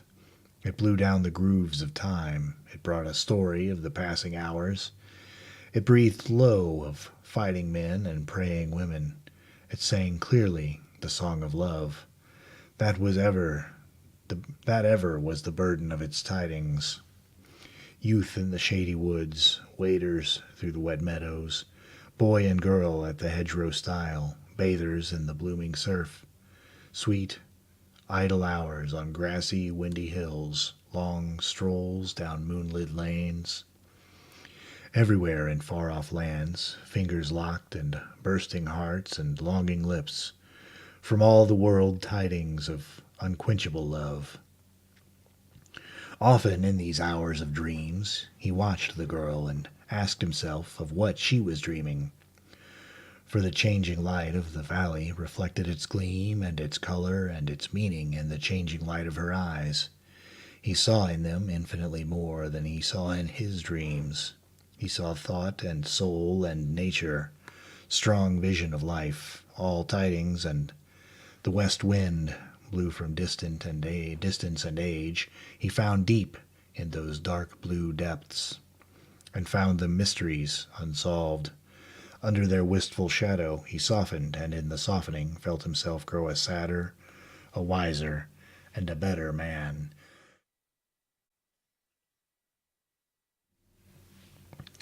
While the west wind blew its tidings, filling his heart full, teaching him a man's part, the days passed, the purple clouds changed to white, and the storms were over for that summer. "I must go now," he said. "When?" she asked. "At once. Tonight." "I'm glad the time has come. It dragged at me. Go, for you'll come back the sooner." Late in the afternoon, as the ruddy sun split its last flame in the ragged notch of the western wall, Bess walked with Venters along the eastern terrace, up the long, weathered slope, under the great stone bridge. They entered the narrow gorge, to climb along the fence long before built there by Venters. Farther than this she had never been. Twilight had already fallen in the gorge. It brightened to waning shadow in the wider ascent. He showed her Balancing Rock, of which he had often told her, and explained its sinister leaning over the outlet. Shuddering, she looked down the long, pale incline with its close-in, toppling walls. What an awful trial! Did you carry me up here? I did, surely, replied he. It frightens me, somehow, yet I was never afraid of trails. I'd ride anywhere a horse could go, and climb anywhere he couldn't. But there's something fearful here, I feel, as if the place was watching me. Look at this rock. It's balanced here, balanced perfectly. You know I told you the cliff dwellers cut the rock, and why. But they're gone, and the rock waits. Can't you see? Feel how it waits here? I moved it once, and I'll never dare again. A strong heave would start it, then it would fall and bang and smash that crag and jar the walls and close forever the outlet to Deception Pass. When you come back, I'll steal up here and push with all my might to roll the rock and close forever the outlet to the pass. She said it lightly, but in the undercurrent of her voice was a heavier note, a ring deeper than ever given mere play of words. Bess, you can't dare me. Wait till I come back with supplies, then roll the stone. I was in fun. Her voice now throbbed low. Always you must be free to go when you will. Now go. This place presses on me, stifles me. I'm going, but you had something to tell me? Yes. Will you come back? I'll come if I live. But you mightn't come? That's possible, of course. It'll take a good deal to kill me. A man couldn't have a faster horse or a keener dog. And Bess, I've guns, and I'll use them if I'm pushed. But don't worry. I've faith in you. I'll not worry until after 4 days, only because you mightn't come, I must tell you. She lost her voice, her face pale, her great, glowing, earnest eyes seemed to stand alone out of the gloom of the gorge. The dog whined, breaking the silence. I must tell you, because you mightn't come back, she whispered. You must know what I think of your goodness, of you. I've always been tongue-tied. I seemed not to be grateful. It was deep in my heart. Even now, if I were other than I am, I couldn't tell you, but I'm nothing, only a rustler's girl, nameless, infamous. You've saved me, and I'm yours to do with as you like, with all my heart and soul. I love you. Chapter 15. Shadows on the Sage Slope. In the cloudy, threatening, waning summer days, shadows lengthened down the sage slope, and Jane Withersteen likened them to the shadows gathering and closing in around her life. Mrs. Larkin died, and little Fay was left an orphan with no known relative. Jane's love redoubled. It was the saving brightness of a darkening hour.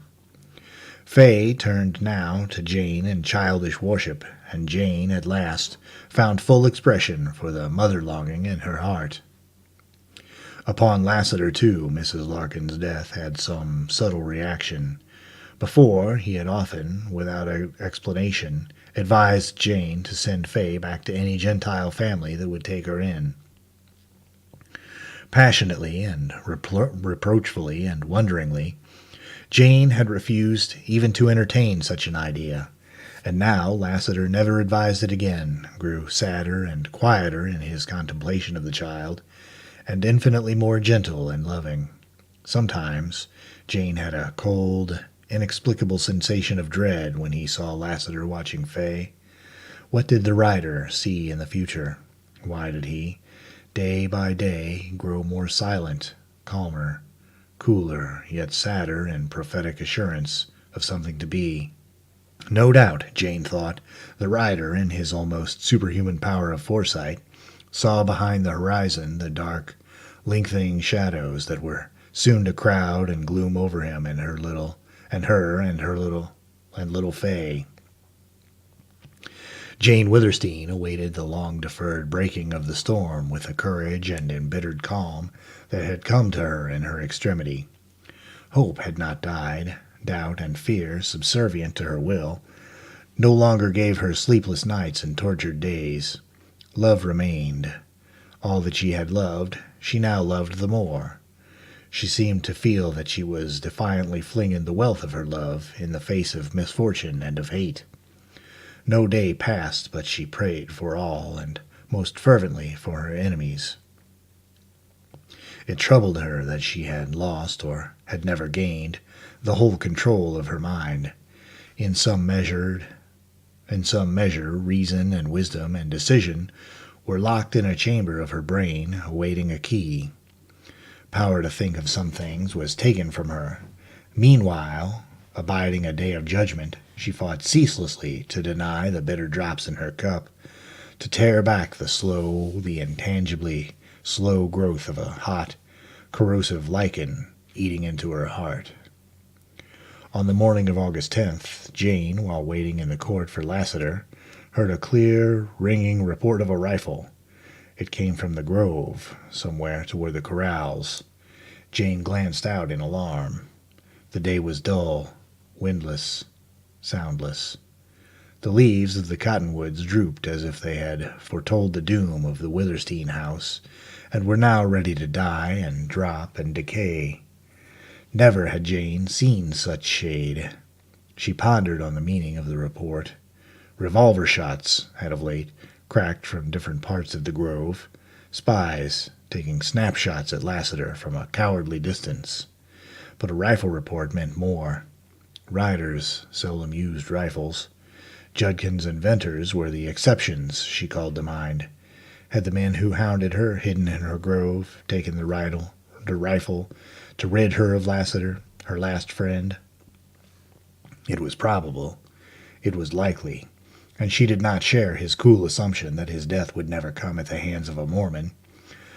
Long had she expected it. His constancy to her, his singular reluctance to use the fatal skill for which he was famed, both now plain to all Mormons, laid him open to inevitable assassination. Yet what charm against ambush and aim and enemy he seemed to bear about him. No, Jane reflected, it was not charm, only a wonderful training of eye and ear, and sense of impending peril. Nevertheless, that could not forever avail against secret attack. That moment, a rustling of leaves attracted her attention. Then the familiar clinking accompaniment of a slow, soft, measured step, and Lassiter walked into the court. "Jane, there's a fellow out there with a long gun," he said, and removing his sombrero, showed his head bound in a bloody scarf. "I heard the shot. I knew it was meant for you. Let me see. You can't be badly injured?" "I reckon not, but maybe it wasn't a close call. I'll sit here in this corner where nobody can see me from the grove." He untied the scarf and removed it to show a long, bleeding furrow above his left temple. "It's only a cut," said Jane. "But how it bleeds! Hold your scarf over it. Just a moment till I come back." She ran into the house and returned with bandages, and while she bathed and dressed the wound, Lassiter talked. "That fellow had a good chance to get me, but he must have flinched when he pulled the trigger. As I dodged down, I saw him run through the trees. He had a rifle. I've been expecting that kind of gunplay. I reckon now I'll have to keep a little closer hid myself. These fellers all seem to get chilly or shaky when they draw a bead on me, but one of them might just happen to hit me." "Won't you go away? Leave Cottonwoods, as I've begged you to, before someone does happen to hit you," she appealed to him. "I reckon I'll stay." "Oh, but Lassiter, your blood will be on my hands." "See here, lady, look at your hands. Now, right now. Aren't they fine, firm, white hands? Aren't they bloody now? Lassiter's blood, that's a queer thing to stain your beautiful hands. But if you could only see deeper, you'd find a redder color of blood. Heart color, Jane." "Oh, my friend." "No, Jane, I'm not one to quit when the game grows hot. No more than you. This game, though, is new to me, and I don't know the moves yet. Else I wouldn't have stepped in front of that bullet. Have you no desire to hunt the man who fired at you, to find him and kill him? Well, I reckon I haven't any great hankering for that. Oh, the wonder of it. I knew, I prayed, I trusted, Lassiter. I almost gave all myself to soften you to Mormons. Thank God, and thank you, my friend, but selfish woman that I am, this is no great test. What's the life of one of those sneaking cowards to such a man as you? I think of your great hate toward him who... I think of your life's implacable purpose. Can it be... Wait, listen, he whispered. I hear a hoss. He rose noiselessly with his ear to the breeze. Suddenly he pulled his sombrero down over his bandaged head, and, swinging his gun sheaths round in front, he stepped into the alcove. It's a hoss, coming fast, he added. Jane's listening ear soon caught a faint, rapid, rhythmic beat of hoofs. It came from the sage. It gave her a thrill that she was at a loss to understand. The sound rose stronger, louder, then came a clear, sharp difference when the horse passed from the sage trail to the hard-packed ground of the grove. It came in a ringing run, swift in its bell-like clatterings, yet singular in long pause than usual between the hoofbeats of a horse. It's Wrangle! It's Wrangle! Cried Jane Withersteen. I'd know him from a million horses. Excitement and thrilling expectancy flooded out all Jane Withersteen's calm. A tight band closed round her breast as she saw the giant sorrel flit in reddish-brown flashes across the openings in the green. Then he was pounding down the lane, thundering into the court, crashing his great iron-shod hoofs on the stone flags. Wrangle it was, surely, but shaggy and wild-eyed and sage-streaked, with dust-caked lather straining his flanks. He reared and crashed down and plunged. The rider leapt off, threw the bridle, and held hard on a lasso looped round Wrangle's head and neck. Jane's heart sank as she tried to recognize Venters in the rider. Something familiar struck her in the lofty stature and the sweep of powerful shoulders, but this bearded, long-haired, unkempt man who wore ragged clothes patched with pieces of skin and boots that showed bare legs and feet, this dusky, dark, and wild rider, could not possibly be Venters. Whoa, Wrangle, old boy, come down, easy now, so. You're home, old boy, and presently you can have a drink of water you'll remember. In the voice, Jane knew the rider to be Venters. He tied Wrangle to the hitching rack and turned to the court. Oh, Bern, you wild man, she exclaimed. Jane, it's good to see you. Hello, Lassiter. Yes, it's Venters. Like rough iron, his hard hand crushed Jane's. In it she felt the difference she saw in him. Wild, rugged, unshorn. Yet how splendid. He had gone away a boy. He had returned a man. He appeared taller, wider of shoulder, deeper chested, more powerfully built. But was that only her fancy? He had always been a young giant. Was the change one of spirit? He might have been absent for years, proven by fire and steel, grown like Lassiter, strong and cool and sure. His eyes, were they keener, more flashing than before, met with hers with clear, frank, warm regard in which perplexity was not, nor discontent, nor pain. Look at me as long as you like, he said with a laugh. I'm not much to look at, and Jane, neither you nor Lassiter can brag. You're paler than I ever saw you. Lassiter here, he wears a bloody bandage under that hat. That reminds me. Someone took a flying shot at me down in the sage. It made Wrangle run some. Well, perhaps you've more to tell me than I've got to tell you. Briefly, in few words, Jane outlined the circumstances of her undoing in the weeks of his absence. Under his beard and bronze, she saw his face whiten in terrible wrath. Lassiter, what held you back? No time in the long period of fiery moments and sudden shocks had Jane Withersteen ever beheld Lassiter as calm and serene and cool as then. Jane had gloom enough without my adding to it by shooting up the village, he said. As strange as Lassiter's coolness was, Venter's curious, intent scrutiny of them both, and under it Jane felt a flaming tide wave from bosom to temples. Well, you're right, he said with a slow pause. It surprises me a little, that's all. Jane sensed then a slight alteration in Venter's, and what it was, in her own confusion, she could not tell. It had always been her intention to acquaint him with the deceit she had fallen to in her zeal to move Lassiter. She did not mean to spare herself, yet now, at the moment, before these riders, it was an impossibility to explain. Venters was speaking somewhat haltingly, without his former frankness. I found Oldring's hiding place and your red herd. I'm sure, there was a deal between Tull and Oldring. He paused and shifted his position and his gaze.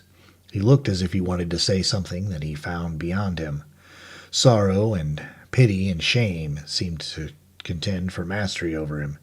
Then he raised himself and spoke with effort. Jane, I've cost you too much. You've almost ruined yourself for me. It was wrong, for I'm not worth it. I never deserved such friendship. Well, maybe it's not too late. You must give me up. Mind, I haven't changed. I am just the same as ever. I'll see Tull while I'm here and tell him to his face. Bern, it's too late, said Jane. I'll make him believe, cried Venters violently. You ask me to break our friendship? Yes, if you don't, I shall.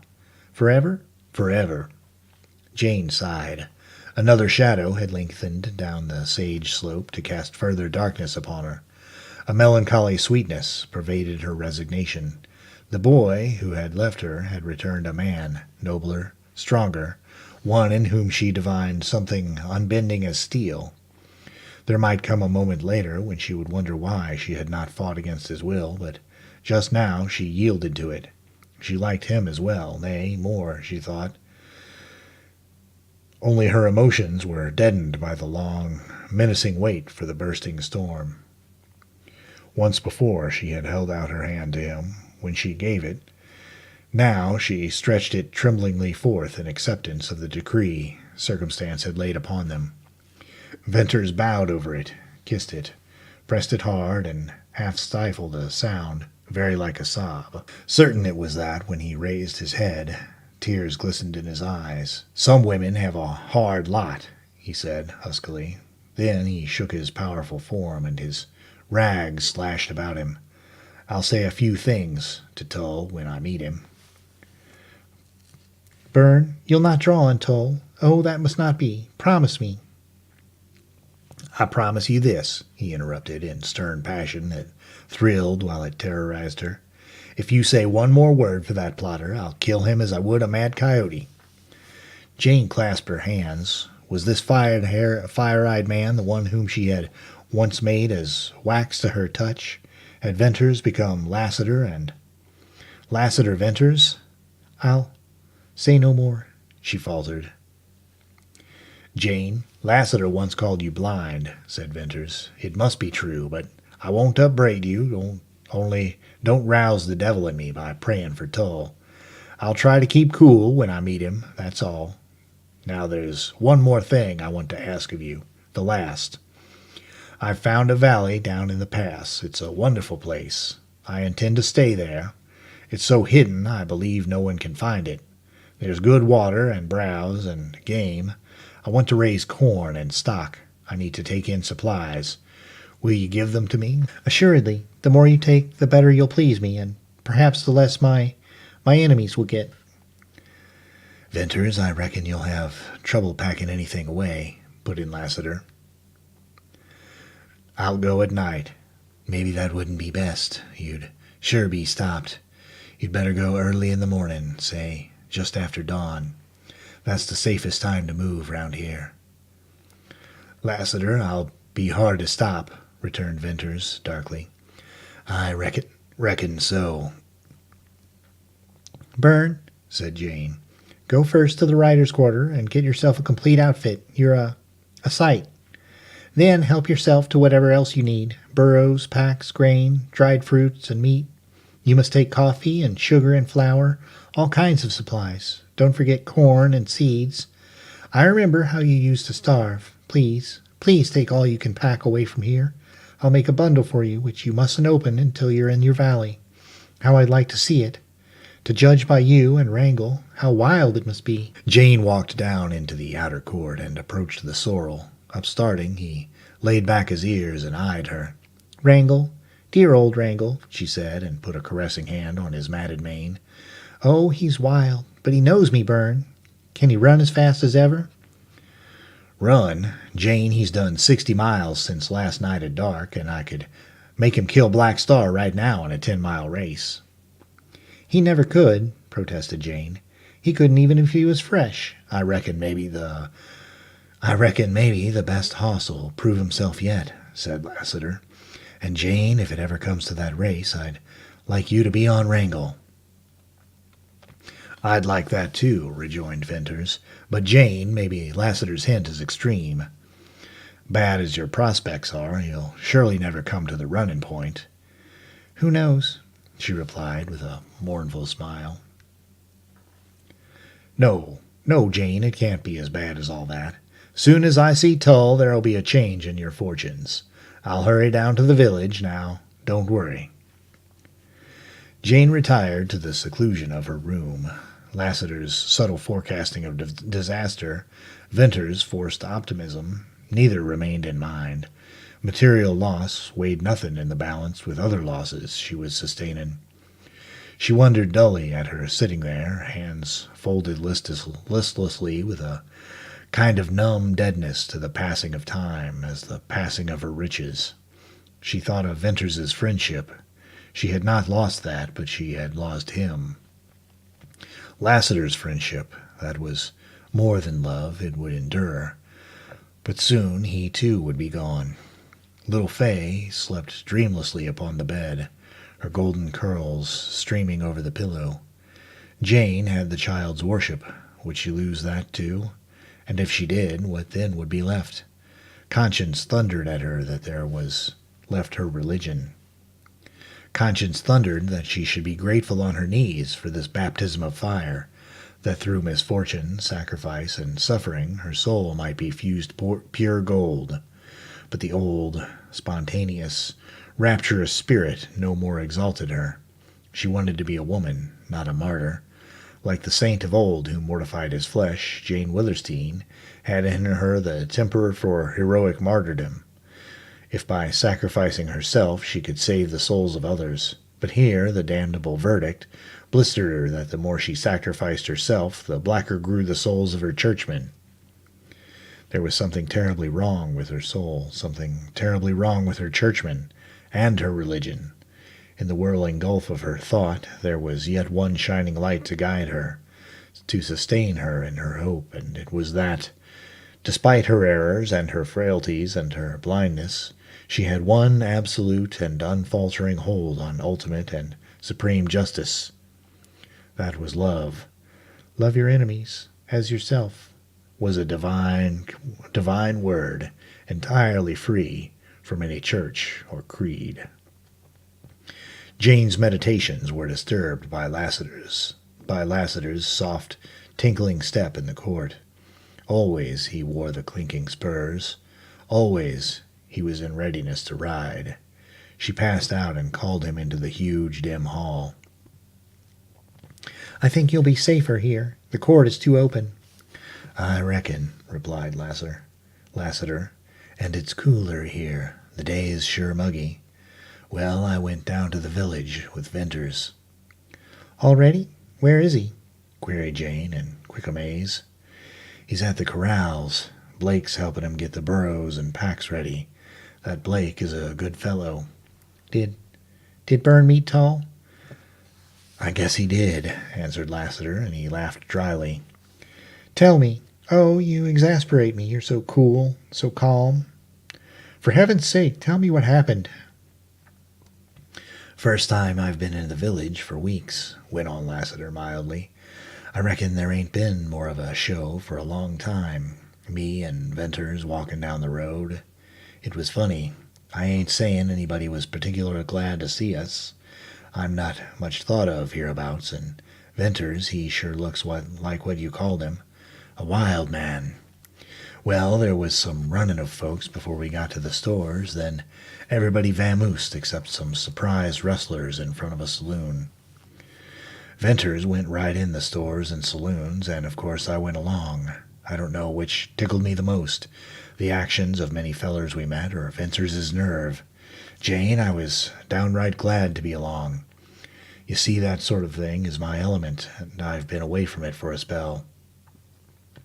But we didn't find Tull in one of them places. Some Gentile feller at last told Venters he'd find Tull in that long building next to Parsons's store. It's a kind of meetin' room, and sure enough, when we peeped in, it was half full of men. Venters yelled, "Don't anybody pull guns. We ain't come for that."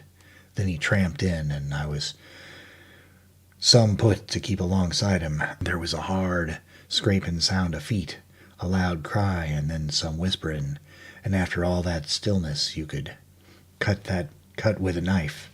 Tull was there, and that fat party who once tried to throw a gun on me, and other important-looking men, and that little frog-legged fella, who was with Tull the day I rode in here. I wish you could have seen their faces, especially Tull's and the fat party's, but there ain't no use of me trying to tell you how they looked. Well, Venters and I stood there in the middle of the room with that batch of men all in front of us, and not a blamed one of them winked an eyelash or moved a finger. It was natural, of course, for me to notice many of them packed guns. That's a way of mine, first noticing them things. Venters spoke up, and his voice sort of chilled and cut, and he told Tull he had a few things to say. Here Lassiter paused while he turned his sombrero round and round in his familiar habit, and his eyes had the look of a man seeing over again some thrilling spectacle. And under his red bronze there was a strange animation. Like a shot then, Venters told Tull that the friendship between you and him was all over, and he was leaving your place. He said you'd both of you broken off in the hope of propitiating your people, but you hadn't changed your mind otherwise, and never would. Next he spoke up for you. I ain't going to tell you what he said, only no other woman who ever lived had such tribute. You had a champion, Jane, and never fear that those thick-skulled men don't know you now. It couldn't be otherwise. He spoke the ringing, lightning truth.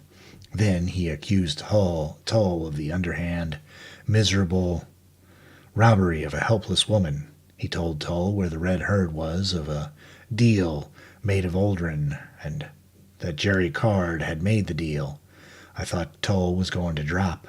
That little frog-legged cuss, he looked some limp and white, but Venters's voice would have kept anybody's legs from buckling. I was stiff myself. He went on and called Tull, called him every bad name ever known to a rider, and then some. He cursed Tull. I never hear a man get such a cursing. He laughed in scorn at the idea of Tull being a minister. He said Tull and a few more dogs of hell builded their empire out of the hearts of such innocent and God-fearing women as Jane Witherstein. He called Tull a binder of women, a calloused beast who hid behind a mock mantle of righteousness, and the last and lowest coward on the face of the earth. To prey on weak women through their religion, that was the last unspeakable crime. Then he finished, and by this time he'd almost lost his voice, but his whisper was enough. "Tull," he said, "she begged me not to draw on you today. She would pray for you if you burned her at the stake. But listen, I swear if you and I ever come face to face again, I'll kill you." We backed out of the door then and up the road, but nobody followed us. Jane found herself weeping passionately. She had not been conscious of it till Lassiter ended his story, and she experienced exquisite pain and relief in shedding tears. Long had her eyes been dry, her grief deep. Long had her emotions been dumb. Lassiter's story put her on the rack. The appalling nature of Venters's act and speech had no parallel as an outrage. It was worse than bloodshed. Men like Tull had been shot, but had one ever been so terribly denounced in public? Overmounting her horror, an uncontrollable, quivering passion shook her very soul. It was sheer human glory in the deed of a fearless man. It was hot, primitive instinct to live, to fight. It was a kind of mad joy in Venters's chivalry. It was close to the wrath that had first shaken her in the beginning of this war waged upon her. "Well, well, Jane, don't take it that way," said Lassiter in evident distress. "I had to tell you. There's some things a feller just can't keep. It's strange you give up on hearing that, when all this long time you've been the gamest woman I ever seen. But I don't know women. Maybe there's a reason for you to cry. I know this. Nothing ever rang in my soul and so filled it as what Venters did. I'd like to have done it, but I'm only good for throwing a gun. And it seems you hate that. Well, I'll be going now." "Where?" "Venters took Wrangle to the stable. The sorrel's shy a shoe, and I've got to help hold the big devil and put on another." Tell Byrne to come for the pack I want to give him and to say goodbye," Jane called as Lassiter went out. Jane passed the rest of that day in a vain endeavor to decide what and what not to put in the pack for Venters. This task was the last she would ever perform for him, and the gifts were the last she would ever make him. So she picked and chose and rejected and chose again, and often paused in sad reverie and began again, till at length she filled the pack.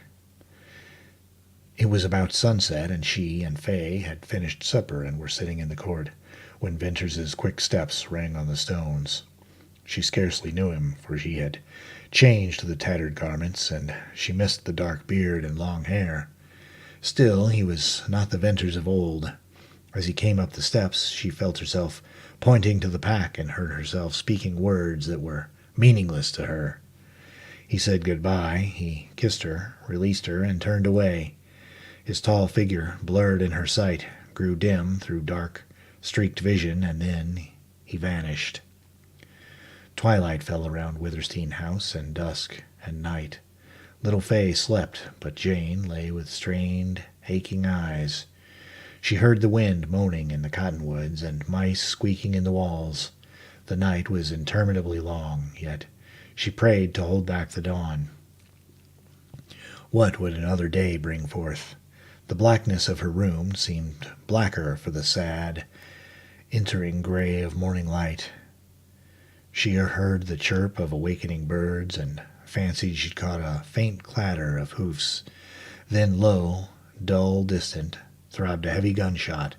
She had expected it, was waiting for it. Nevertheless, an electric shock checked her heart, froze the very living fiber of her bones.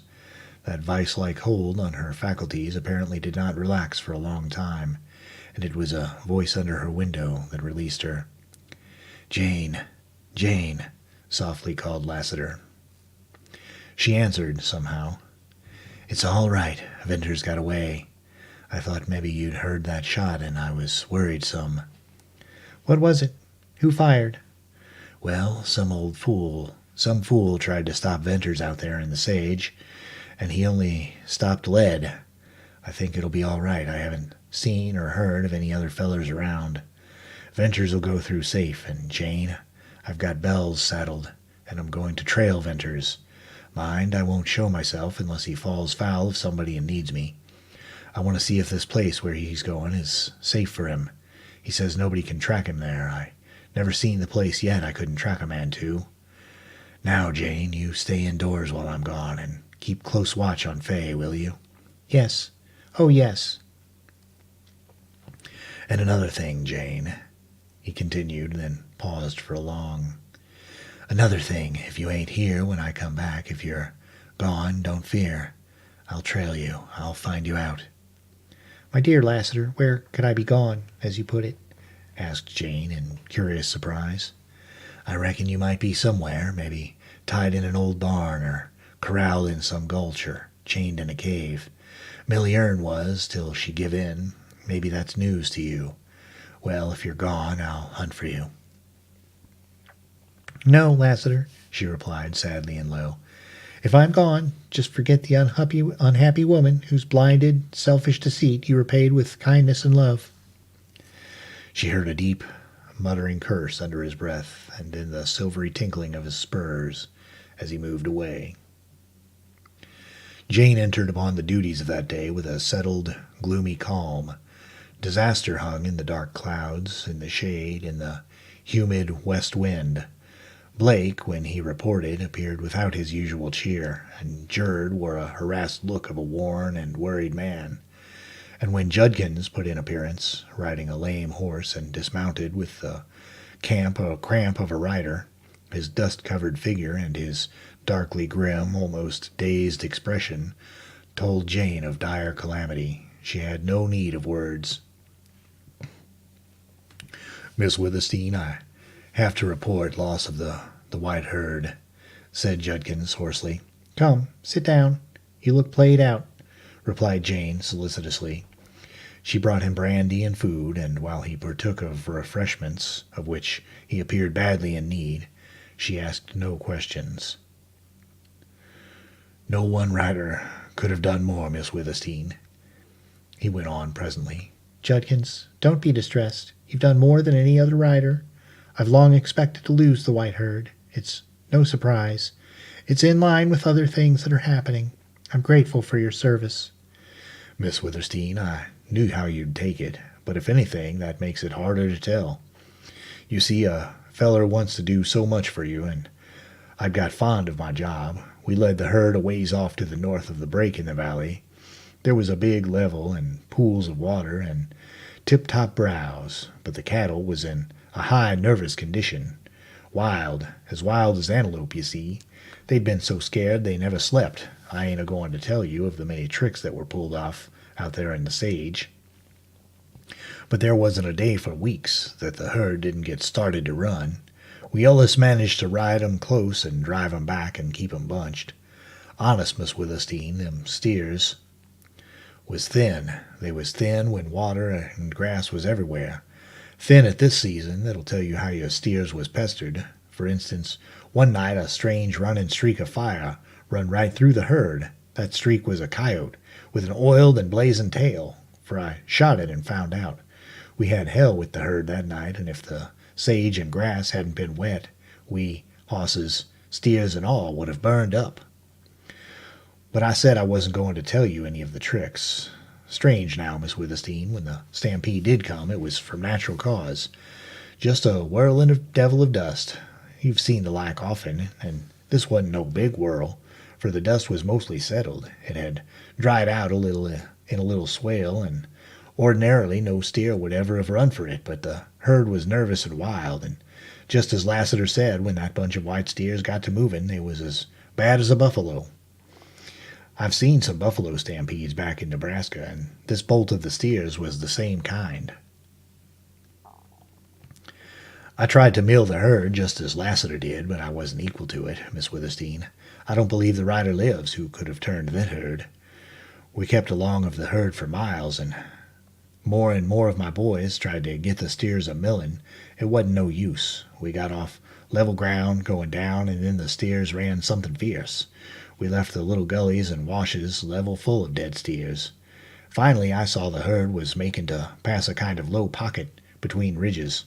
There was a hogback, as we used to call 'em, a pile of rocks sticking up, and I saw the herd was going to split round it or swing out to the left, and I wanted them to go to the right, so maybe we'd be able to drive 'em into the pocket. So, with all my boys except 3, I rode hard to turn the herd a little to the right.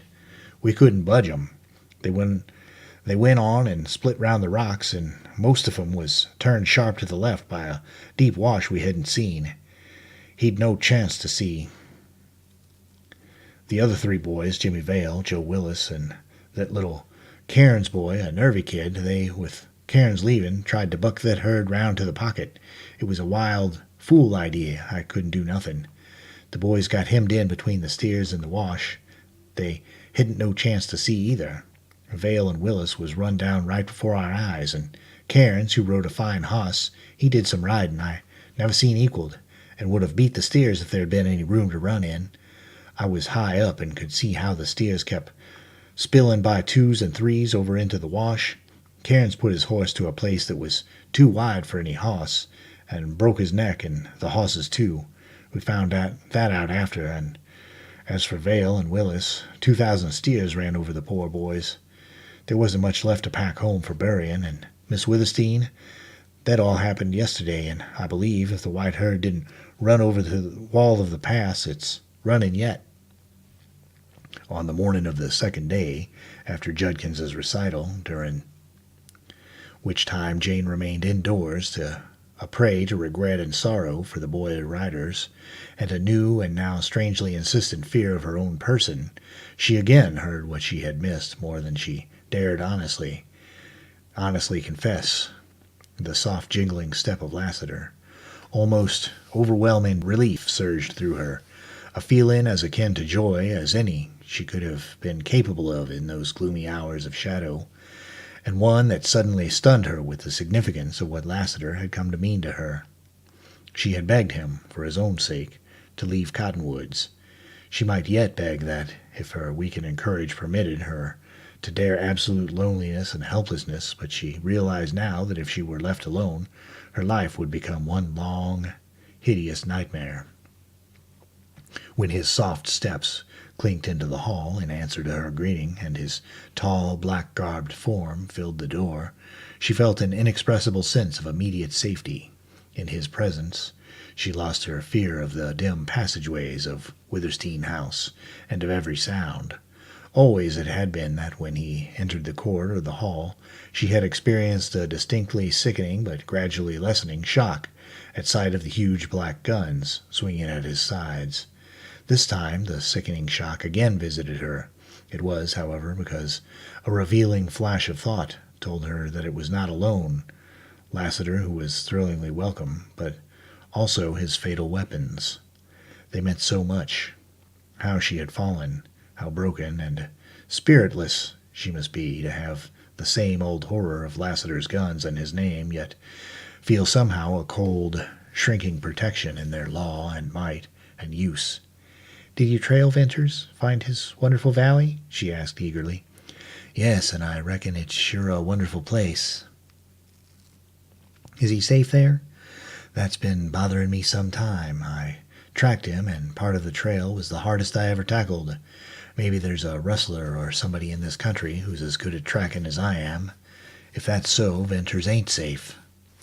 "Well, tell me about Byrne and his valley." To Jane's surprise, Lassiter showed disinclination for further talk about his trip. He appeared to be extremely fatigued. Jane reflected that 120 miles, with probably a great deal of climbing on foot all in 3 days, was enough to tire any rider. Moreover, it presently developed that Lassiter had returned in a mood of singular sadness and preoccupation. She put it down to a moodiness over the loss of her white herd and now the precarious condition of her fortune. Several days passed, and as nothing happened, Jane's spirits began to brighten. Once in her musings, she thought that this tendency of hers to rebound was as sad as it was futile. Meanwhile, she had resumed her walks through the grove with little Fay. One morning she went as far as the sage. She had not seen the slope since the beginning of the rains, and now it bloomed a rich, deep purple. There was a high wind blowing, and the sage tossed and waved and colored beautifully from light to dark. Clouds scudded across the sky, and their shadows sailed darkly down the sunny slope. Upon her return toward the house, she went by the lane to the stables, and she had scarcely entered the great open space with its corrals and sheds when she saw Lassiter hurriedly approaching. Fay broke from her and, running to a corral fence, began to pat and pull the long, hanging ears of a drowsy burro. One look at Lassiter armed her for a blow. Without a word, he led her across the wide yard to the rise of the ground upon which the stable stood. "Jane, look," he said, and pointed to the ground. Jane glanced down, and again, upon steadier vision, made out splotches of blood on the stones and broad, smooth marks in the dust, leading out toward the sage. What made these? I reckon somebody has dragged dead or wounded men out to where there was hosses in the sage. Dead or wounded men? I reckon. Jane, are you strong? Can you bear up? His hands were gently holding hers, and his eyes, suddenly she could no longer look into them. Strong? She echoed, trembling. I will be. Upon the stone flagged drive, nicked with the marks made by the iron-shod hoofs of her racers, Lassiter led her, his grasp ever growing firmer. Where's Blake and Gerb? She asked haltingly. I don't know where Gerb is. Bolted, most likely, replied Lassiter as he took her through the stone door. But Blake, poor Blake, he's gone forever. Be prepared, Jane.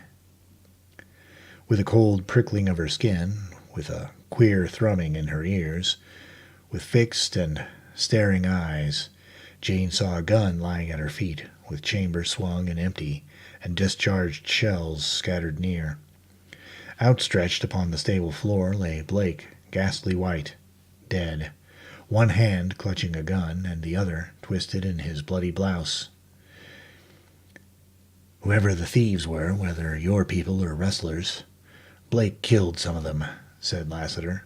Thieves? Whispered Jane. I reckon. Hoss thieves. Look. Lassiter waved his hand toward the stalls.